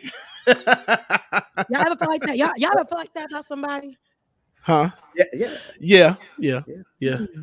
You said, have we ever felt like that about somebody? Yeah. Yeah, my wife. Yeah. I'm on air. You can't ask that question. You cannot ask that question and I don't give the precisely correct answer. I just had to make sure I heard. You better be right as hell. Right. Right as heaven. Right as hell. Right as heaven. There you go. You better be right. It better be your wife. I felt that way. And there were a couple of times that I thought I felt that way about somebody, but it wasn't the truth. Sometimes it can be something called limerence. It's called who? And that's basically when it's like you're not really in love as you thought you were with the person. You're just infatuated with who they are. Like you're not really in love with them. It's the idea that you're in love. And I could be making that up because I heard that on not a podcast, on a devotional. Limerence. My best friend. Okay. But anywho, it ain't love, baby. It ain't love what you thought. It ain't love. But there is a time that makes you. Sometimes you don't want nobody to make you crazy like that. Yeah. You don't want nobody to make you crazy like that. Right. Takes away a lot from your life. Especially if you went through it one time and you thought, well, okay, that's cool. And then you come back, you start falling again for somebody. And then it's like, okay, I don't want to be like how I was the previous time. Yes. So now I got to back off some more. Yes. And then, but you learn your lesson. And that's why I think I told Rebecca a couple of days ago, I'm like a F person in a place in Tennessee. I said, yeah, Rebecca, F them. And that was it.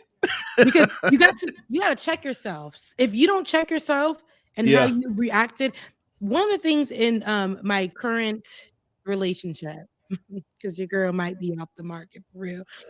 And one of the things in my current is that it really showed me, we walk around here saying I did the work. I did the work. So you need to, you're putting all of this on a person that you're still getting to know.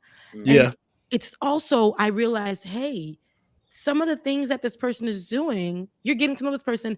You're triggered because you're reminded of what the certain thing in the past did. But girl, you in a whole new relationship. Yeah, it ain't the same. You're holding on to things. It's time for you to let go in order for this one to flourish. There are going to be things that happen here that the response may be different than what happened in your last. And if you're sitting there and you're holding this person that you're with right now to the standards of the last person, all because you were triggered, and instead of communicating that you may have been triggered and you still got some work to do on yourself, you hold this person to the standards of the last person, and you're doing yourself a disservice when you're trying to be in a relationship. Yeah. Because relationships are not perfect, and you can't walk around here with a chip on your shoulder. There are going to be things that your partner does that you may not like. Yeah. But as a percentage of human beings, okay, I have a question. Mm-hmm. How many people actually are doing the work that's necessary for them to not replicate in your new, not your specific new relationship, because I'm sure your new relationship is going to be wonderful, Rebecca. It's gonna be great. Right, it is. We're gonna speed that into It's existence. challenging. It has In been Jesus' challenging. name. Teaching me patience, but go ahead. However, but aren't the odds in favor? It just seems like humans are so absorbed with ourselves that we don't take the time to do the work necessary to not create another toxic encounter. You know what I mean? It's like, what are the chances you finding someone who isn't going to mirror the same behaviors that you were triggered by last time? You feel what I'm saying? Does that make sense as a question? No, amen. What's crazy is we walk around here thinking we did the work because we went to go talk to a therapist. Social media tells us pages like these pages that are great, that have these nice posts, and they say, if the person is hurting your feelings, get them out of your life, or whatever the case may be. But it doesn't challenge like most posts don't challenge yourself. They always say the other person is wrong, and that helps you feed yourself. Just because you went to the therapist doesn't mean you're telling your therapist the truth. The truth. Hello, somebody. Or that you didn't use a therapist to acquire the language necessary for a higher level of beat up on gaslighting. and put somebody Thank else. you.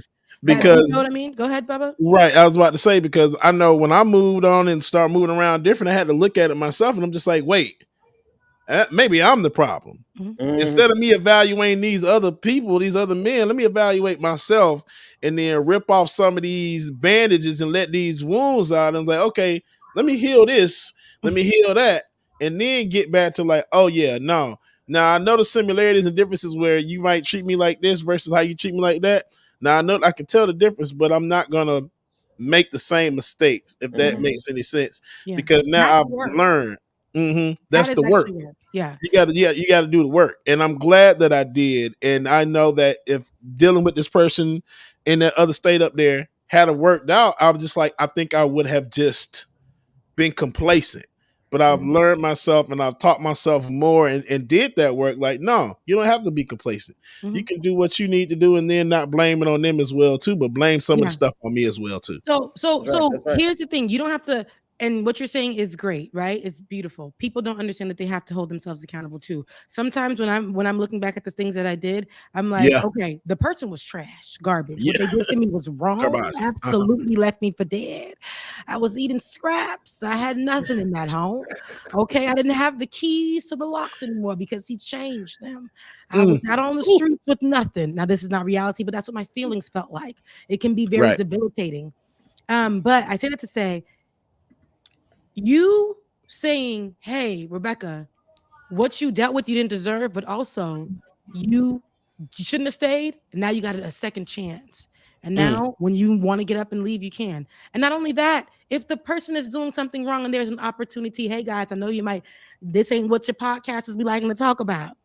But if the person that you with has done something wrong, you got to practice what it looks like to make it right between the both of you if you want to be with that person.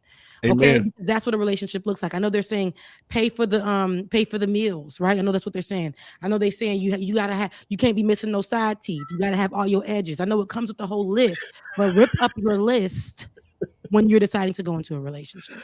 Amen. Okay, let me just use me and my wife for an example, which I'm going to tread very carefully here because because I just want to make but no, I could be honest and say that what attracted me to my wife immediately and made me propose to her 2 weeks later was we were able to, on our first date, we were able to have like such a moment of zen and peace that I was like, okay, if this woman that I've just met and we sit here and we can quietly tune out all of the noise that's going, like we were downtown Fort Lauderdale back in the day when that was a hot spot. We were at the biggest club down there. We tuned out everything and had this little peaceful moment. I was like, okay, this kind of person I can have peace with through my marriage. Yes. But I didn't realize that I was going to be the person that had to do the most changing because of my behaviors to actually maximize that peace. And the only thing that really worked out, the reason why we're healthy now was because the one good trait about me was that I refused to be the oppressor in any relationship, as even my household and my wife. But when I was in that but that required actual work and change for me to realize, oh, this is a way I've been doing it wrong. Dang. And your wife had to be patient. Let me tell you Patient. something. It's Patient. been, and I'm not saying that all women gotta be patient always, but no, when you are in a relationship, the uncomfortable parts, right? Look at my personality. I don't play the radio. I don't fiddle daddle on anybody. Okay. But here, I'm starting to learn some keys. Right. Okay. Because patience is something that I'm working on. And I have to have patience if I want to be with this person. The world may tell me, girl, leave that, get out of that, da, da, da, da. And sometimes it takes a little patience because I can be a lot. I break up with the man every 3 days. He had to tell me, hey, you got to stop breaking up with me every 3 days. Like that has to stop. That has to stop. I'm not saying that he's perfect now, but it is teaching me patience because when you want to be with somebody, when hard times come, you're going to need a partner that loves you when you are hard. Yeah. Okay? Yeah. And vice versa.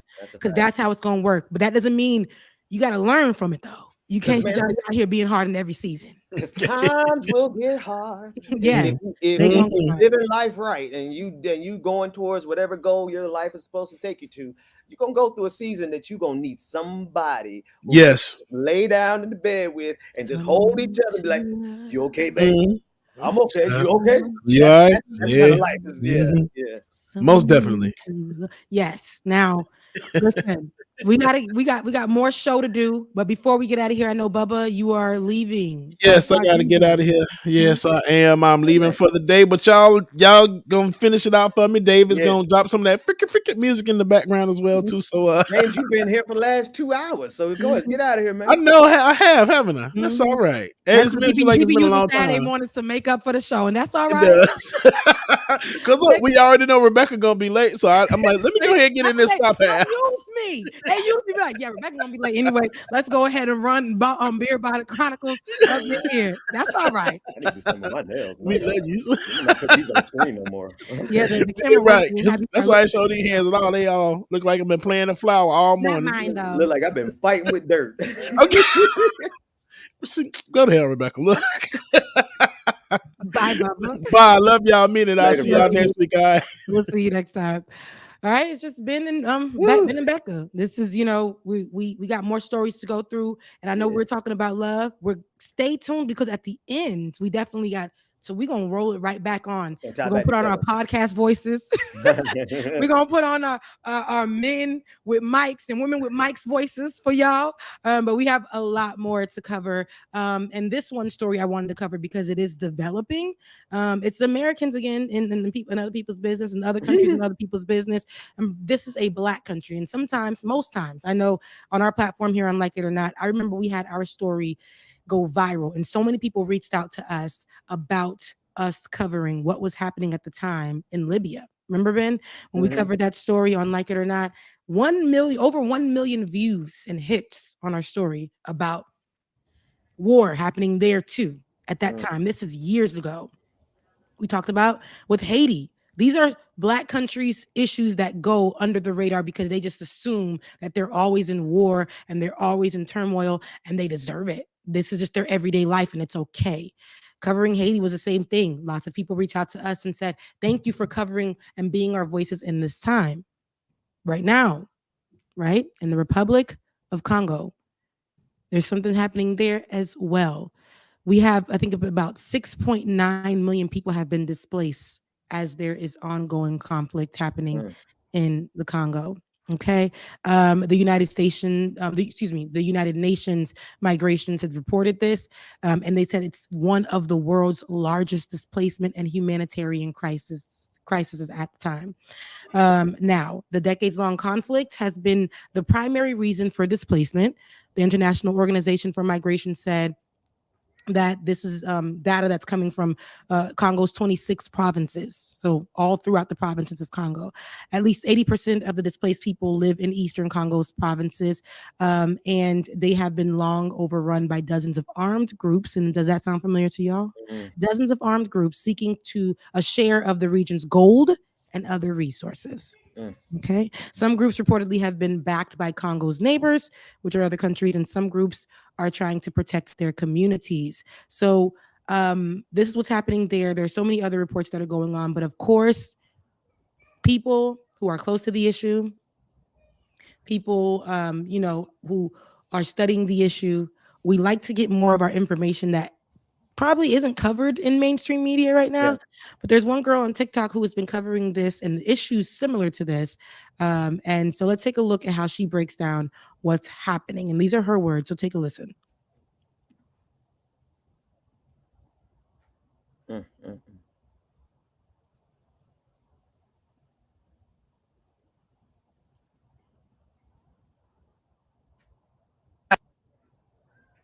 Have seen today. And millions of people have been killed and displaced. And who profits from your dead bodies? America, Britain, France, and Israel, the colonizers. And do you know what they want from them and why this whole thing is still happening to the Congolese people? Hold up. Congo produces something called coltan. It's a natural resource that we use to create our smartphones, our computers, and any technological innovation comes from this natural resource. And just 2021, Congo has produced 700 metric tons of coltan. Okay, they are the #1 producers of this natural resource, and Brazil comes second. Okay, hold on. What the colonizers have managed to do is financially and fund military groups in Rwanda and Uganda to go into Congo and unalive millions of people so that there's so much chaos in Congo so they can smuggle and steal the coltan natural resource, because that makes them billions of dollars. Okay, it literally creates our phones, our computers, and all these technological innovations. Obviously, they're not going to try to pay for it. They're going to try to steal it. And what is the best way to do it is when the people are distracted. So they fund these military groups and give them even military aid and financial aid to continue killing, unaliving innocent people in Congo. Another creator spoke on this topic, and I will definitely share her video as well. But she had visuals. And look at this. Mining coltan is not an easy thing. The natural resource is very, very difficult to mine, and it's very harsh and dangerous situations that these people, these African people, are risking their lives. They actually unalived by getting this thing out of, you know, the earth. Like, this is the conditions of the Congolese people in this reserves. Like, this is their condition. It's so unsafe. Crazy. As you can see, 48 women are raped hourly. Millions of people are displaced. Over 6 million people have been killed, and most of them are children. So this whole chaos, if you were to look at it on a face value, you'd be like, oh, why are African? Yeah, so she kept going, but there are so many other videos of people who are there who are discussing it, and this is basically the consensus about why they're you know, invading these territories and allowing this. Now, they are being backed. The military groups, these people that are going in, are being backed by countries like America. You know, the UK. They're being backed by the colonizing countries to go ahead, allow this war, and go in and take up resources. And it sounds familiar because I know, because where I'm from, my mother's land, which is Haiti, that has happened and is happening right now. Okay, those gang groups are being backed by whoever, military groups. They're being backed to destroy parts of the capital, and they're going in and taking resources. But this is right under the nose, and every time we see these places, we either don't hear about what's actually happening there, or they're not mentioned at all. Nowhere genocide is happening or displacement is happening by the millions, thousands is right, especially when the people who are benefiting from it are the colonizers. Who is this helping? So I wanted to bring to attention to it at the moment, because I know I heard, what's that man's name? It's not Killer Mike, the other one, Dr. Umar, get up on the griot and have this type of conversation. And instead of, you know, realizing that genocide is bad wherever it is, right? Because I don't even like it in the Ukraine, and the Ukraine was accepted over the Haitian people. Yep. We can call a thing a thing and still call a thing a thing, right? Yeah. Now, I'm sorry. Go ahead. Go ahead, Ben. No, I was going to say with the way Dr. Umar is using the Congolese people and other Black nations as a way to say, oh, let's worry about them and not the people of Palestine. I think it's intellectually lazy. I think he isn't putting he doesn't have a desire to expand his knowledge base enough to be able to understand how Palestine and what's happening there is directly connecting to what's happening in the Congo, as this sister has adequately, I mean, just she proficiently explained that. When you think about the value of the Congo in and of itself, outside of any interference from the West or the East, for that matter, that nation has over $24 trillion worth of natural resources that the world wants to get access to, like coltan. That puts a target, a sniper target on the Congolese people for exploitation. And whereas in the past we would just do it using regular old colonization techniques, we're using one of the techniques that remains. That is to fund violence, fund confusion, divide and conquer, keep the people of Congo so broken and so weak because of that conflict, because of that chaos, that you can go in and easily, well, not you as a nation, but a private company can go in and easily exploit that $24 trillion worth of natural resources for iPhones. Hey, we all get the newest fit. We're going to have the thing that iPhone gives 20. us ADHD, problem with our eyes, everything you could think of, right? While people are dying. Right. I know we talk about this, child slavery, all this other stuff, but now the fact that here's the thing: we shouldn't talk about what's happening in Palestine and not consider what's happening in Congo. I agree with that, because death and destruction is death and destruction, and we have a way of ignoring it the darker your skin gets, and depending on which continent that you are on. Yes, now, we can identify that. Yes. Come on. But I am not about pitting marginalized group A against marginalized group B just because I'm feeling intellectually lazy. Dr. Umar, no, step up your academic game. Yeah, I have a close tie to what's happening in Haiti. When I saw that Ukrainians, because of the color of their skin, were given, you know, the seats in the front of the bus, right? Were given the comfort seats to get here. Didn't have to do much. Laws were moved around for them. I had the right to be angry, but I wanted them to be safe as well as I wanted the Haitians to be safe. And that conversation is still something that we can have, and that's okay. Now, nobody needs to be killed. Nobody needs their countries to be invaded by another country just because of who they are, what they believe, or whatever else, how they identify. No, we know the Black people will always be at the bottom of the list. Sometimes they're never included in the roster.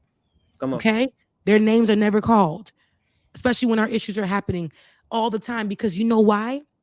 We will start to see who is at the head of it all, and sometimes it be your own country. Okay, and that's the reason. Most of the time, as an American, it is our country. It be just boot on the neck of all of them, and then want to say, you know, well, they'll mention them, our thoughts and prayers, and move the hell on. When all that time for years, mind you, these wars have been developing or happening. This displacement has been happening for decades, years. And now they have an opportunity too. They said, if we can do this, we can do this for Palestine. We can do this for the people whose stories are untold, and it's happening right now. Similar, and that's okay. Dr. Umar, you said you wanted to protect the Black countries, yes, but that does not mean what's happening. That does not mean what's happening in Gaza is something that we can't discuss either. We don't want nobody. These are people's lives. Innocent people are dying every day because America decides to fund a lot of military groups to go do what they need to do so they can sneak in and do what they need to do and leave and call it help.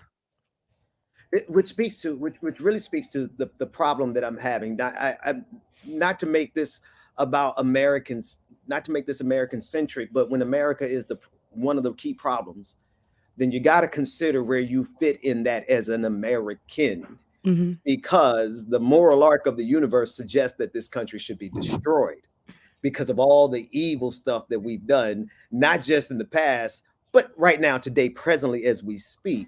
And it makes me feel like, okay, you know, what do you do as an American when the right judgment is that we have been so complicit with so much that this country has earned its destruction, and the fact that well, it's not my fault that I was born here. The reason I'm here and my family is here is 100% connected to the violence of America. So how do we, and I don't know if there's an answer to this question, but this is just what I've been dealing with in the last couple of weeks, is like, how do you balance the fact that the nation that you are in and your family is in and your children are in and your roots are in for 8 generations, but the reason you got here was because of the same violence and oppression that they're currently doing, which suggests that this country should be destroyed? I haven't quite resolved that yet. Yeah, neither have I. And so, like, the math ain't mathing, Ben. That's what it is. We no resolution. It's not given. The resolution. We need a resolution. R.I.P. Leah. But they look at us and tell us this is it. And we're like, we're looking at it, though. You want us to focus on you as the chaos is really happening so that we are confused. But baby, we are, might I use the word that the people done took from us, woke.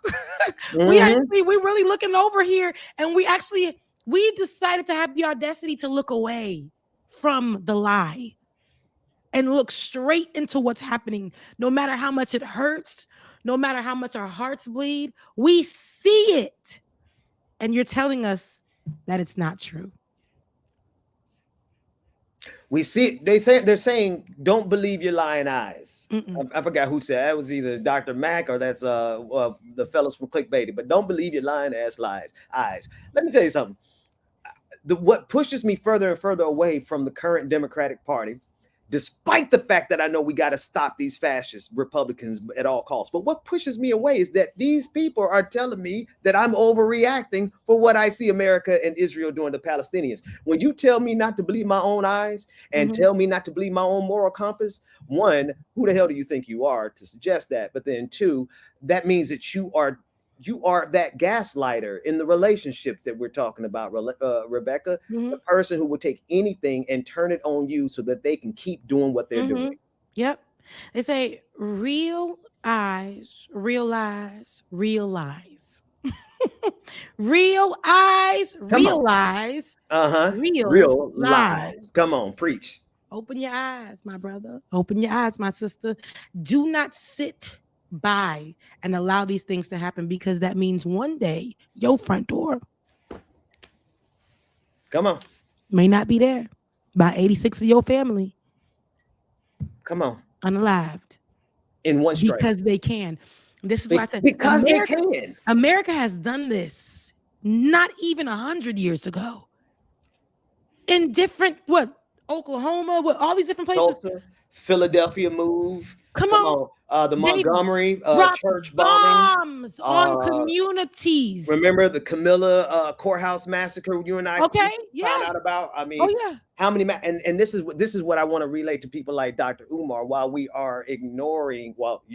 are trying to tell us to ignore what's happening in Palestine, it is the clearest indication of the type of violence they will turn around and do today. Right. Like what they're doing there shows you what they are capable of doing here, which is why we absolutely, and don't get me wrong, like we look at our past and we see a clear indication of what they're capable of. Yeah, but it's a little more potent when you realize they're currently actively doing it right now as we speak, just in another country. Yeah.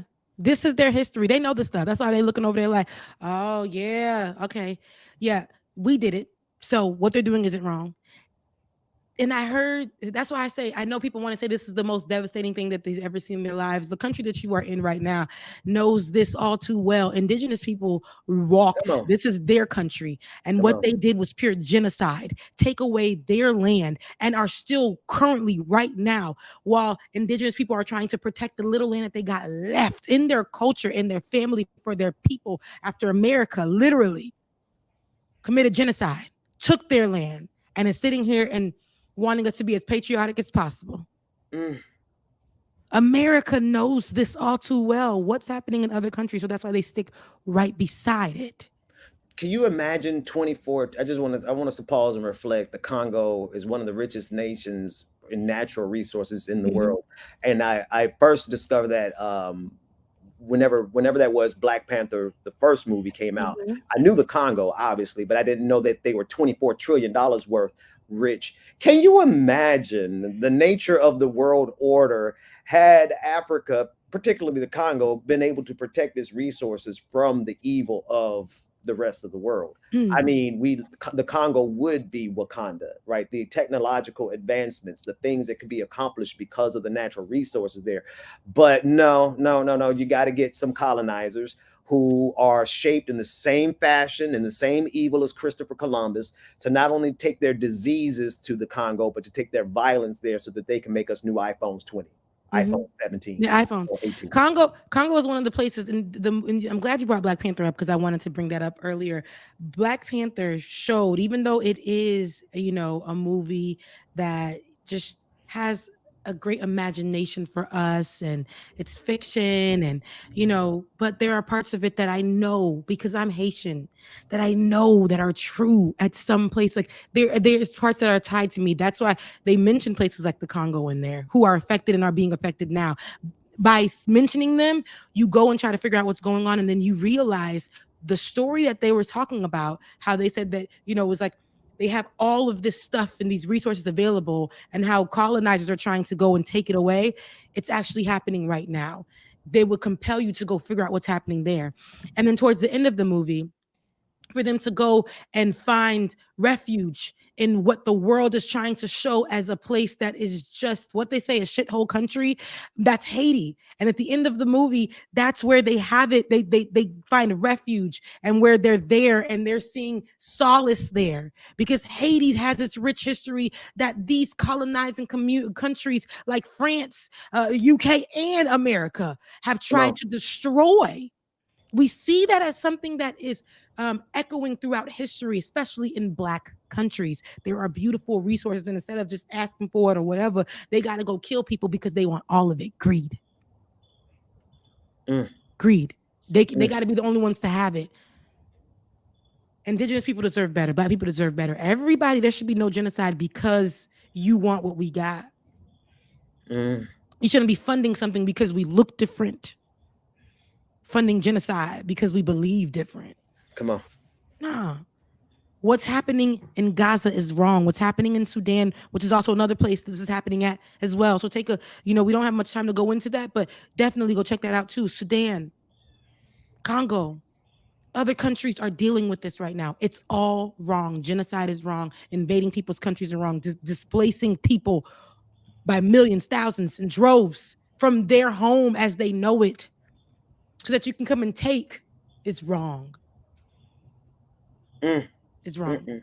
So I just wanted to highlight what was going on in the Congo. We have more to cover.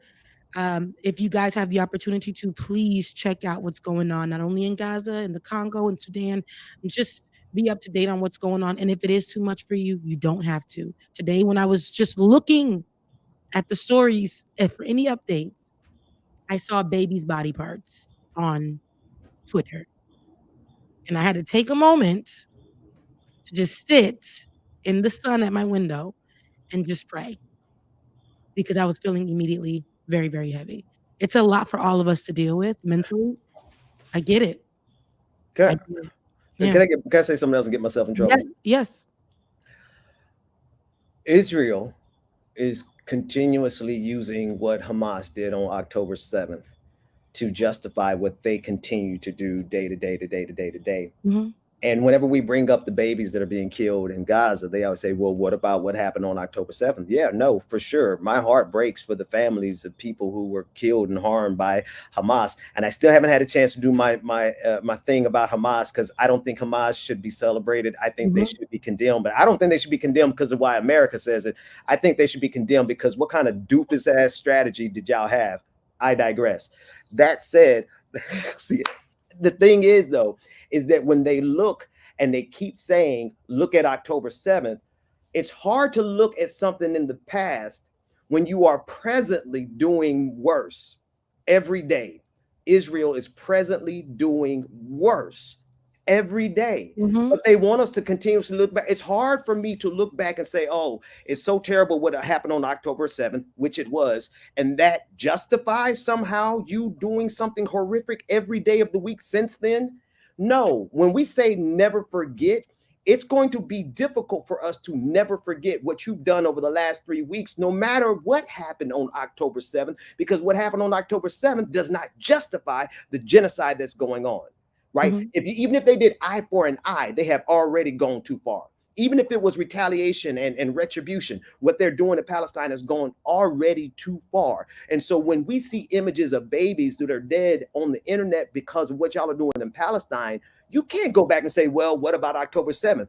My guy, that was a lifetime ago when we consider how many lives y'all have killed since then. So I can't. Yeah. No, you're right. And there's, like I said, we are rightly infuriated and upset and confused, and not confused about what's going on and where we should be standing over here, and like it or not. No. We definitely not. And we do condemn Hamas and any other thing. Listen, don't get it twisted, but we're able to call a thing, but it is very frustrating when we are almost feeling powerless in this moment. Listen, we're at the end of the show. I don't want to leave you like this though. You guys, we got another conversation to pop in, and this is about people spinning the block. Okay, but we will spin the block in just a moment. We're gonna take a break, take a breather, get you something to drink, and just come join the conversation. You guys are gonna love it. Ben, put your podcast voice on. Okay, All right, get your podcast. Well, I'm gonna get mine ready too. All right, we'll be right. We'll be right back after this. Oh, did y'all hear me just burp? I'm so sorry. No, we didn't. Until you just told. Oh. My bad. Oh my God. I was like, I was not ready. I thought it was gonna be a little, something like it. No. I didn't know what was going on. I love that little song right there. It's just too much. Hold on. Yes. Melinda, I am on air. I have to call you back. That's my sister. No respect, because clearly she's not watching the show. But anywho, welcome back to Like It or Not, y'all. We are at the end of the show. There is a couple of things, or a couple of relationships I actually want to tap into, because I just feel like, so many people are out here. I'm sick of it, but why don't we just join? You know what I'm saying? If you can't beat them, just join them. Everybody has an opinion on relationships. But Ben is a married man. I'm a single, young, fine thing. And I only say single because ain't no ring on his finger. But she clarified for the young man watching television. I told you I'm growing a little bit. To the young man who's watching this show, I'd like to say you got her good because she's clarified. I had to clarify, I had to circle back. I told you I'm growing. We learning. Now, listen though, there are people who are spinning the block, right? Two relationships in particular have gone. I would say we know about two before these two. Jada, there's a clip that didn't make it to the Shade Room for some odd reason, and I wanted to get it, but I said no because I'm sick of it. Jada Pinkett Smith was caught on video during an interview and said, everybody says that I was broken up with, and I did. I was me and Will were broken up. Me and Will were broken up. Until that night at the Oscars. Listen, but she just said in the interview before that when he said that she was his wife, she was like, y'all ever see that meme of Nene Leakes? Like who are you talking about? She acted confused and she said, that is not my man. Tupac is in the grave. That's what she was giving.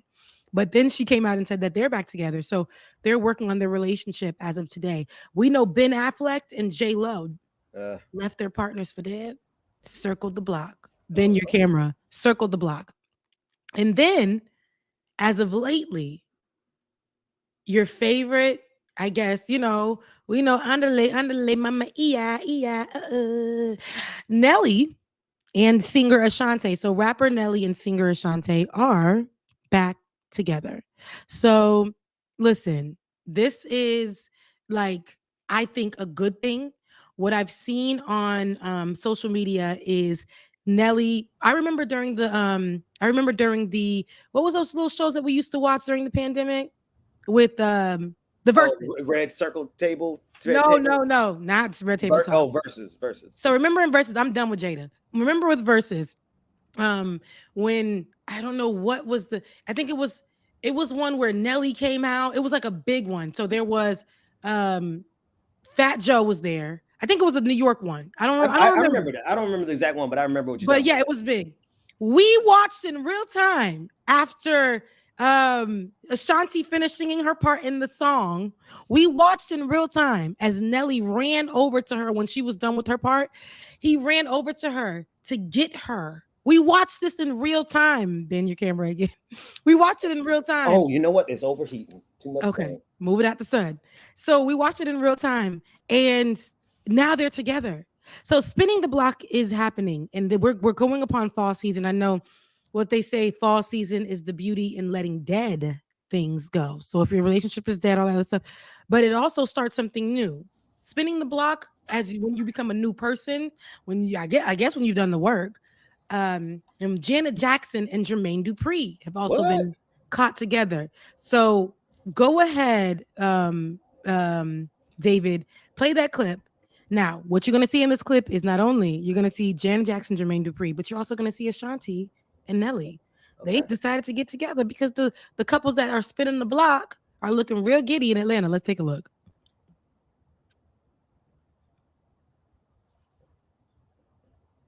David, you with me? Or you went to go walk the dog? That dog gonna get walked. Oh man. Speaking, he's getting in order. Go ahead, Ben. What'd you say? Oh no, I was going to try to dovetail it back, but I don't really see any connected threads. I can't. I'm not as skilled as you right now. Let's take a look at this. Here they are, Nelly and Ashanti, and see Jermaine Dupri and Janet Jackson, y'all.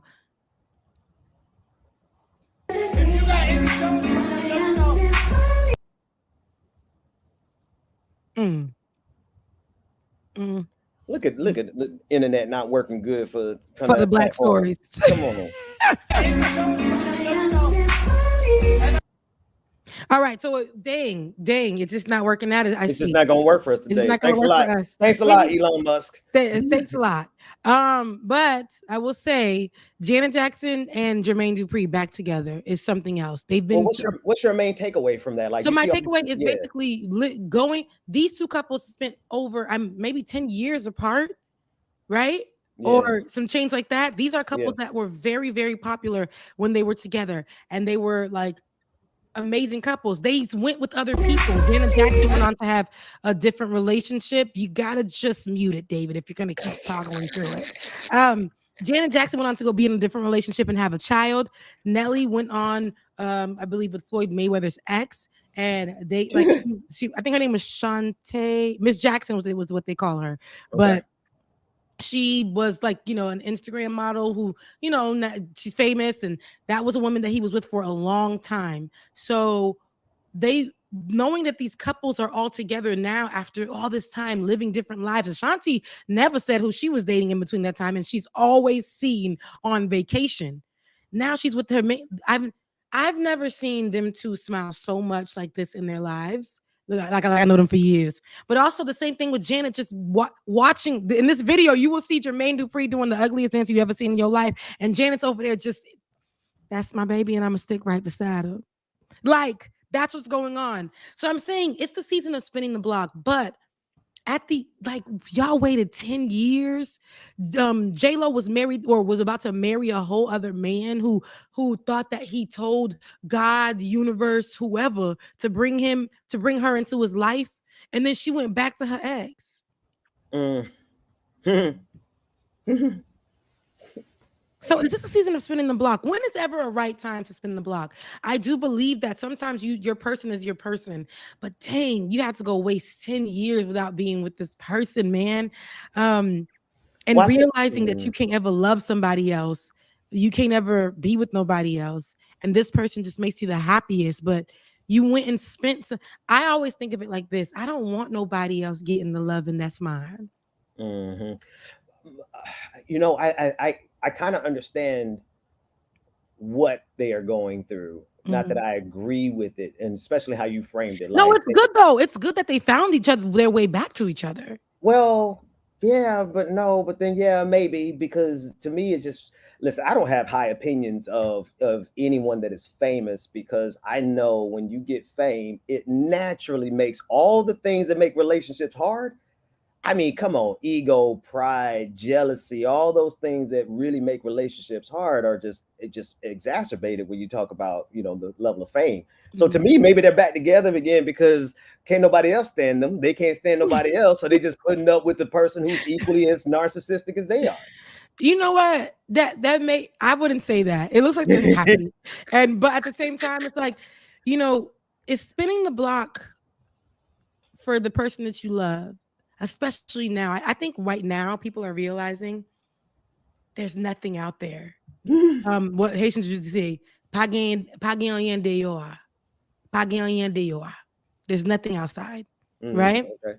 Like, you got to, like, right now, if you ain't found nobody, people are dialing old numbers. People are having to go through the phone book to remember the last time they were loved by somebody that didn't have a list.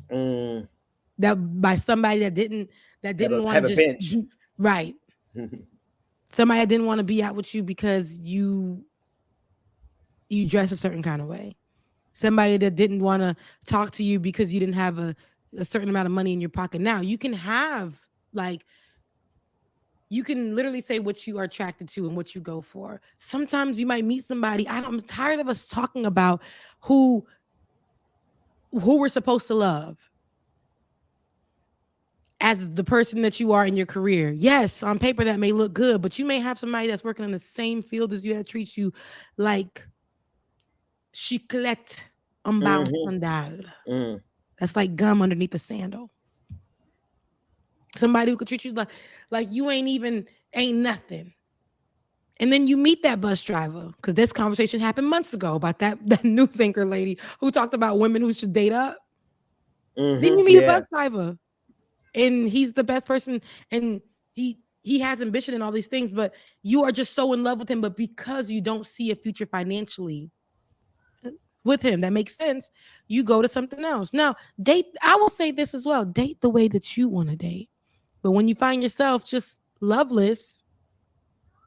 But I also think about the people who think that strategically marrying financially is, I mean, don't get me wrong, I understand the concept, but let's look at the year of our Lord 2023. You know, most everybody is broke and everybody's pretending like they got it, right? For social media. So if your goal is to get a relationship that financially reflects what you see on social media, you might as well forget that, because honestly, a bus driver, especially if they got, you know, retirement and some pensions and they got some benefits, could probably provide you more stability than that influencer who looked like he got, you know, like he got 1 million subscribers. There's a level of stability that you can get from somebody who's got a normal behind life.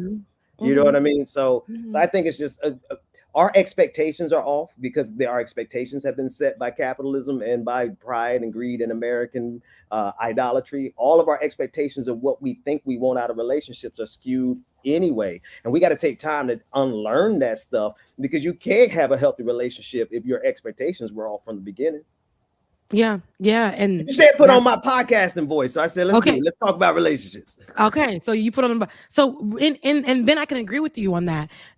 There are expectations in David. Can you take me off the one shot? Somebody else is on the line. I don't have a video, and I understand, but we could do the two, and then, you know, but with that being said, I don't know if you want to go walk the dog, but with that being said, in relationships, not that one. Wait a minute. I know what to do. I could do a quick switcheroo and go to this.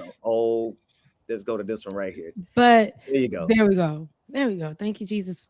Difference of cameras.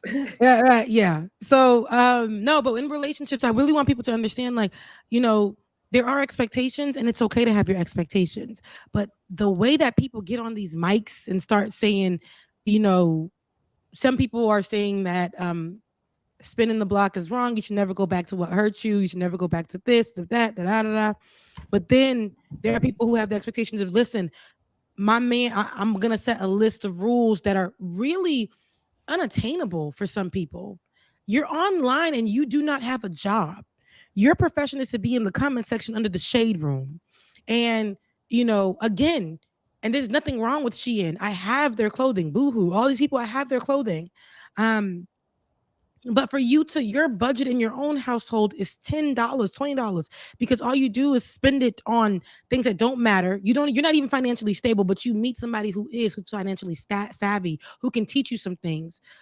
but you get online to try to blast them. In this culture today, there is no sacred or safe space, right? I can say that, Ben. Can I say that? There's no safe space in a relationship. And so I think what we're seeing right now is these people are spinning the block, going back to a safe space where they last felt safe and where it felt sacred.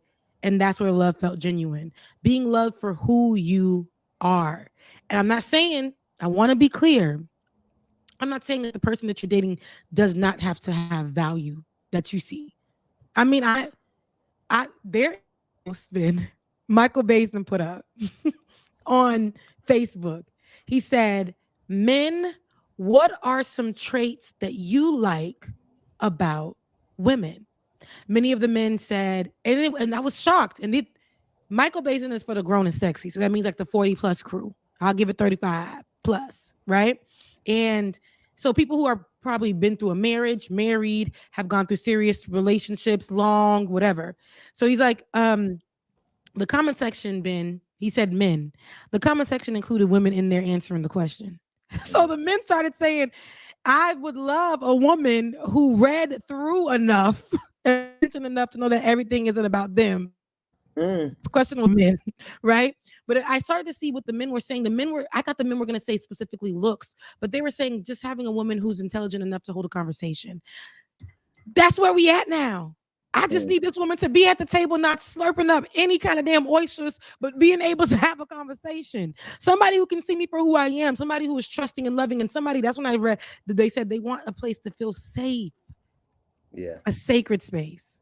Yeah. So, yeah. No, I could say, well, that goes down to my thesis, my hypothesis. So I hear you. I want to pause and say, okay, so there's a possibility for Nelly and for Ashanti, because they both started, they fell in love at the beginning of their careers, right? So they have some organic, like natural stuff back to the beginning. I don't remember when J-Lo and your boy got together, but it was years ago.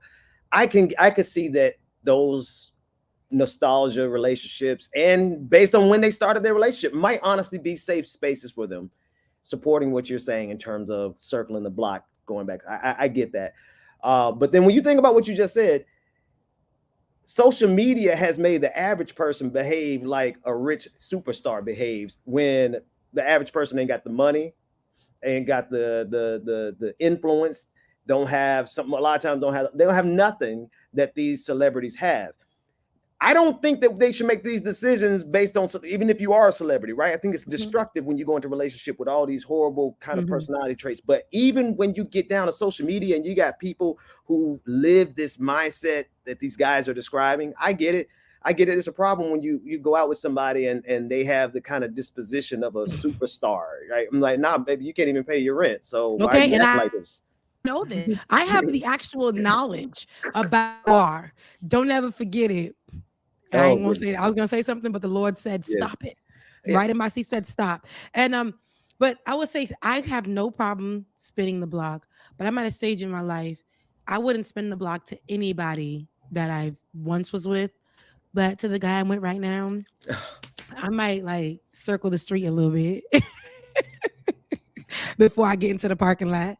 Like I think if you know that you want to give this give love an opportunity, and I think right now, because so many people have been without love during the pandemic and jumped into relationships thinking that it was the last days of their life. And some people healed their relationships during the pandemic. Some people broke their relationships during the pandemic. Some people grabbed onto whatever they could during the pandemic. Just held on. Yep. Just whatever. And then again, I think that was a moment for people like Janet Jackson and Jermaine Dupri, when we saw them link up just that one time and we didn't know what was going to go on. And then when we saw Nelly in real time on a Versus stage, he said, I'm looking at Ashanti right now. He ran after her on stage, grabbed her, and everybody was asking what he say. In an interview, he was just like, I was just asking her, hey, how she's doing? And look where they are now. Sometimes it just takes that time, my brother and my sister. I just want to say to Nelly, you should know from the beginning. Don't walk away from Ashanti. Come on, brother. Come on. Because Ashanti looked like she'd been consistent in her person, her personality, and in her presentation. Her body. Her presentation. She's been getting healthy. She sticks to it, but it's ancestral. What if the way she got healthy was by the time she had away from Nelly? Oh Lord, it might have been. I know we fade into black right now, but it might have been. Let's get out of here. We got to get out because we can talk for days, and that's why I'm gonna probably need somebody to hold it down while David go walks the dog at this time, because I could stay in these conversations forever. But we're at the end of the show, and listen, if you guys think that circling the block is a great thing, I would love to hear from you guys. Send us your comments, whatever. But listen, another way to support our show, because if you're still here, that means you love us. Another way to support our show is to head over to patreon.com/like it or not, patreon.com/like it or not, and that will help and support us with whatever you can. Also, tip your host and your DJ, DJ X3C, BPD 2018, and Becca's Voice on Cash App, as well as our producer who got to go walk his dog, DKG87. Y'all, we're here one Saturday morning. I love you, mean it, like it or not, and we'll see you guys next Saturday. Later, y'all.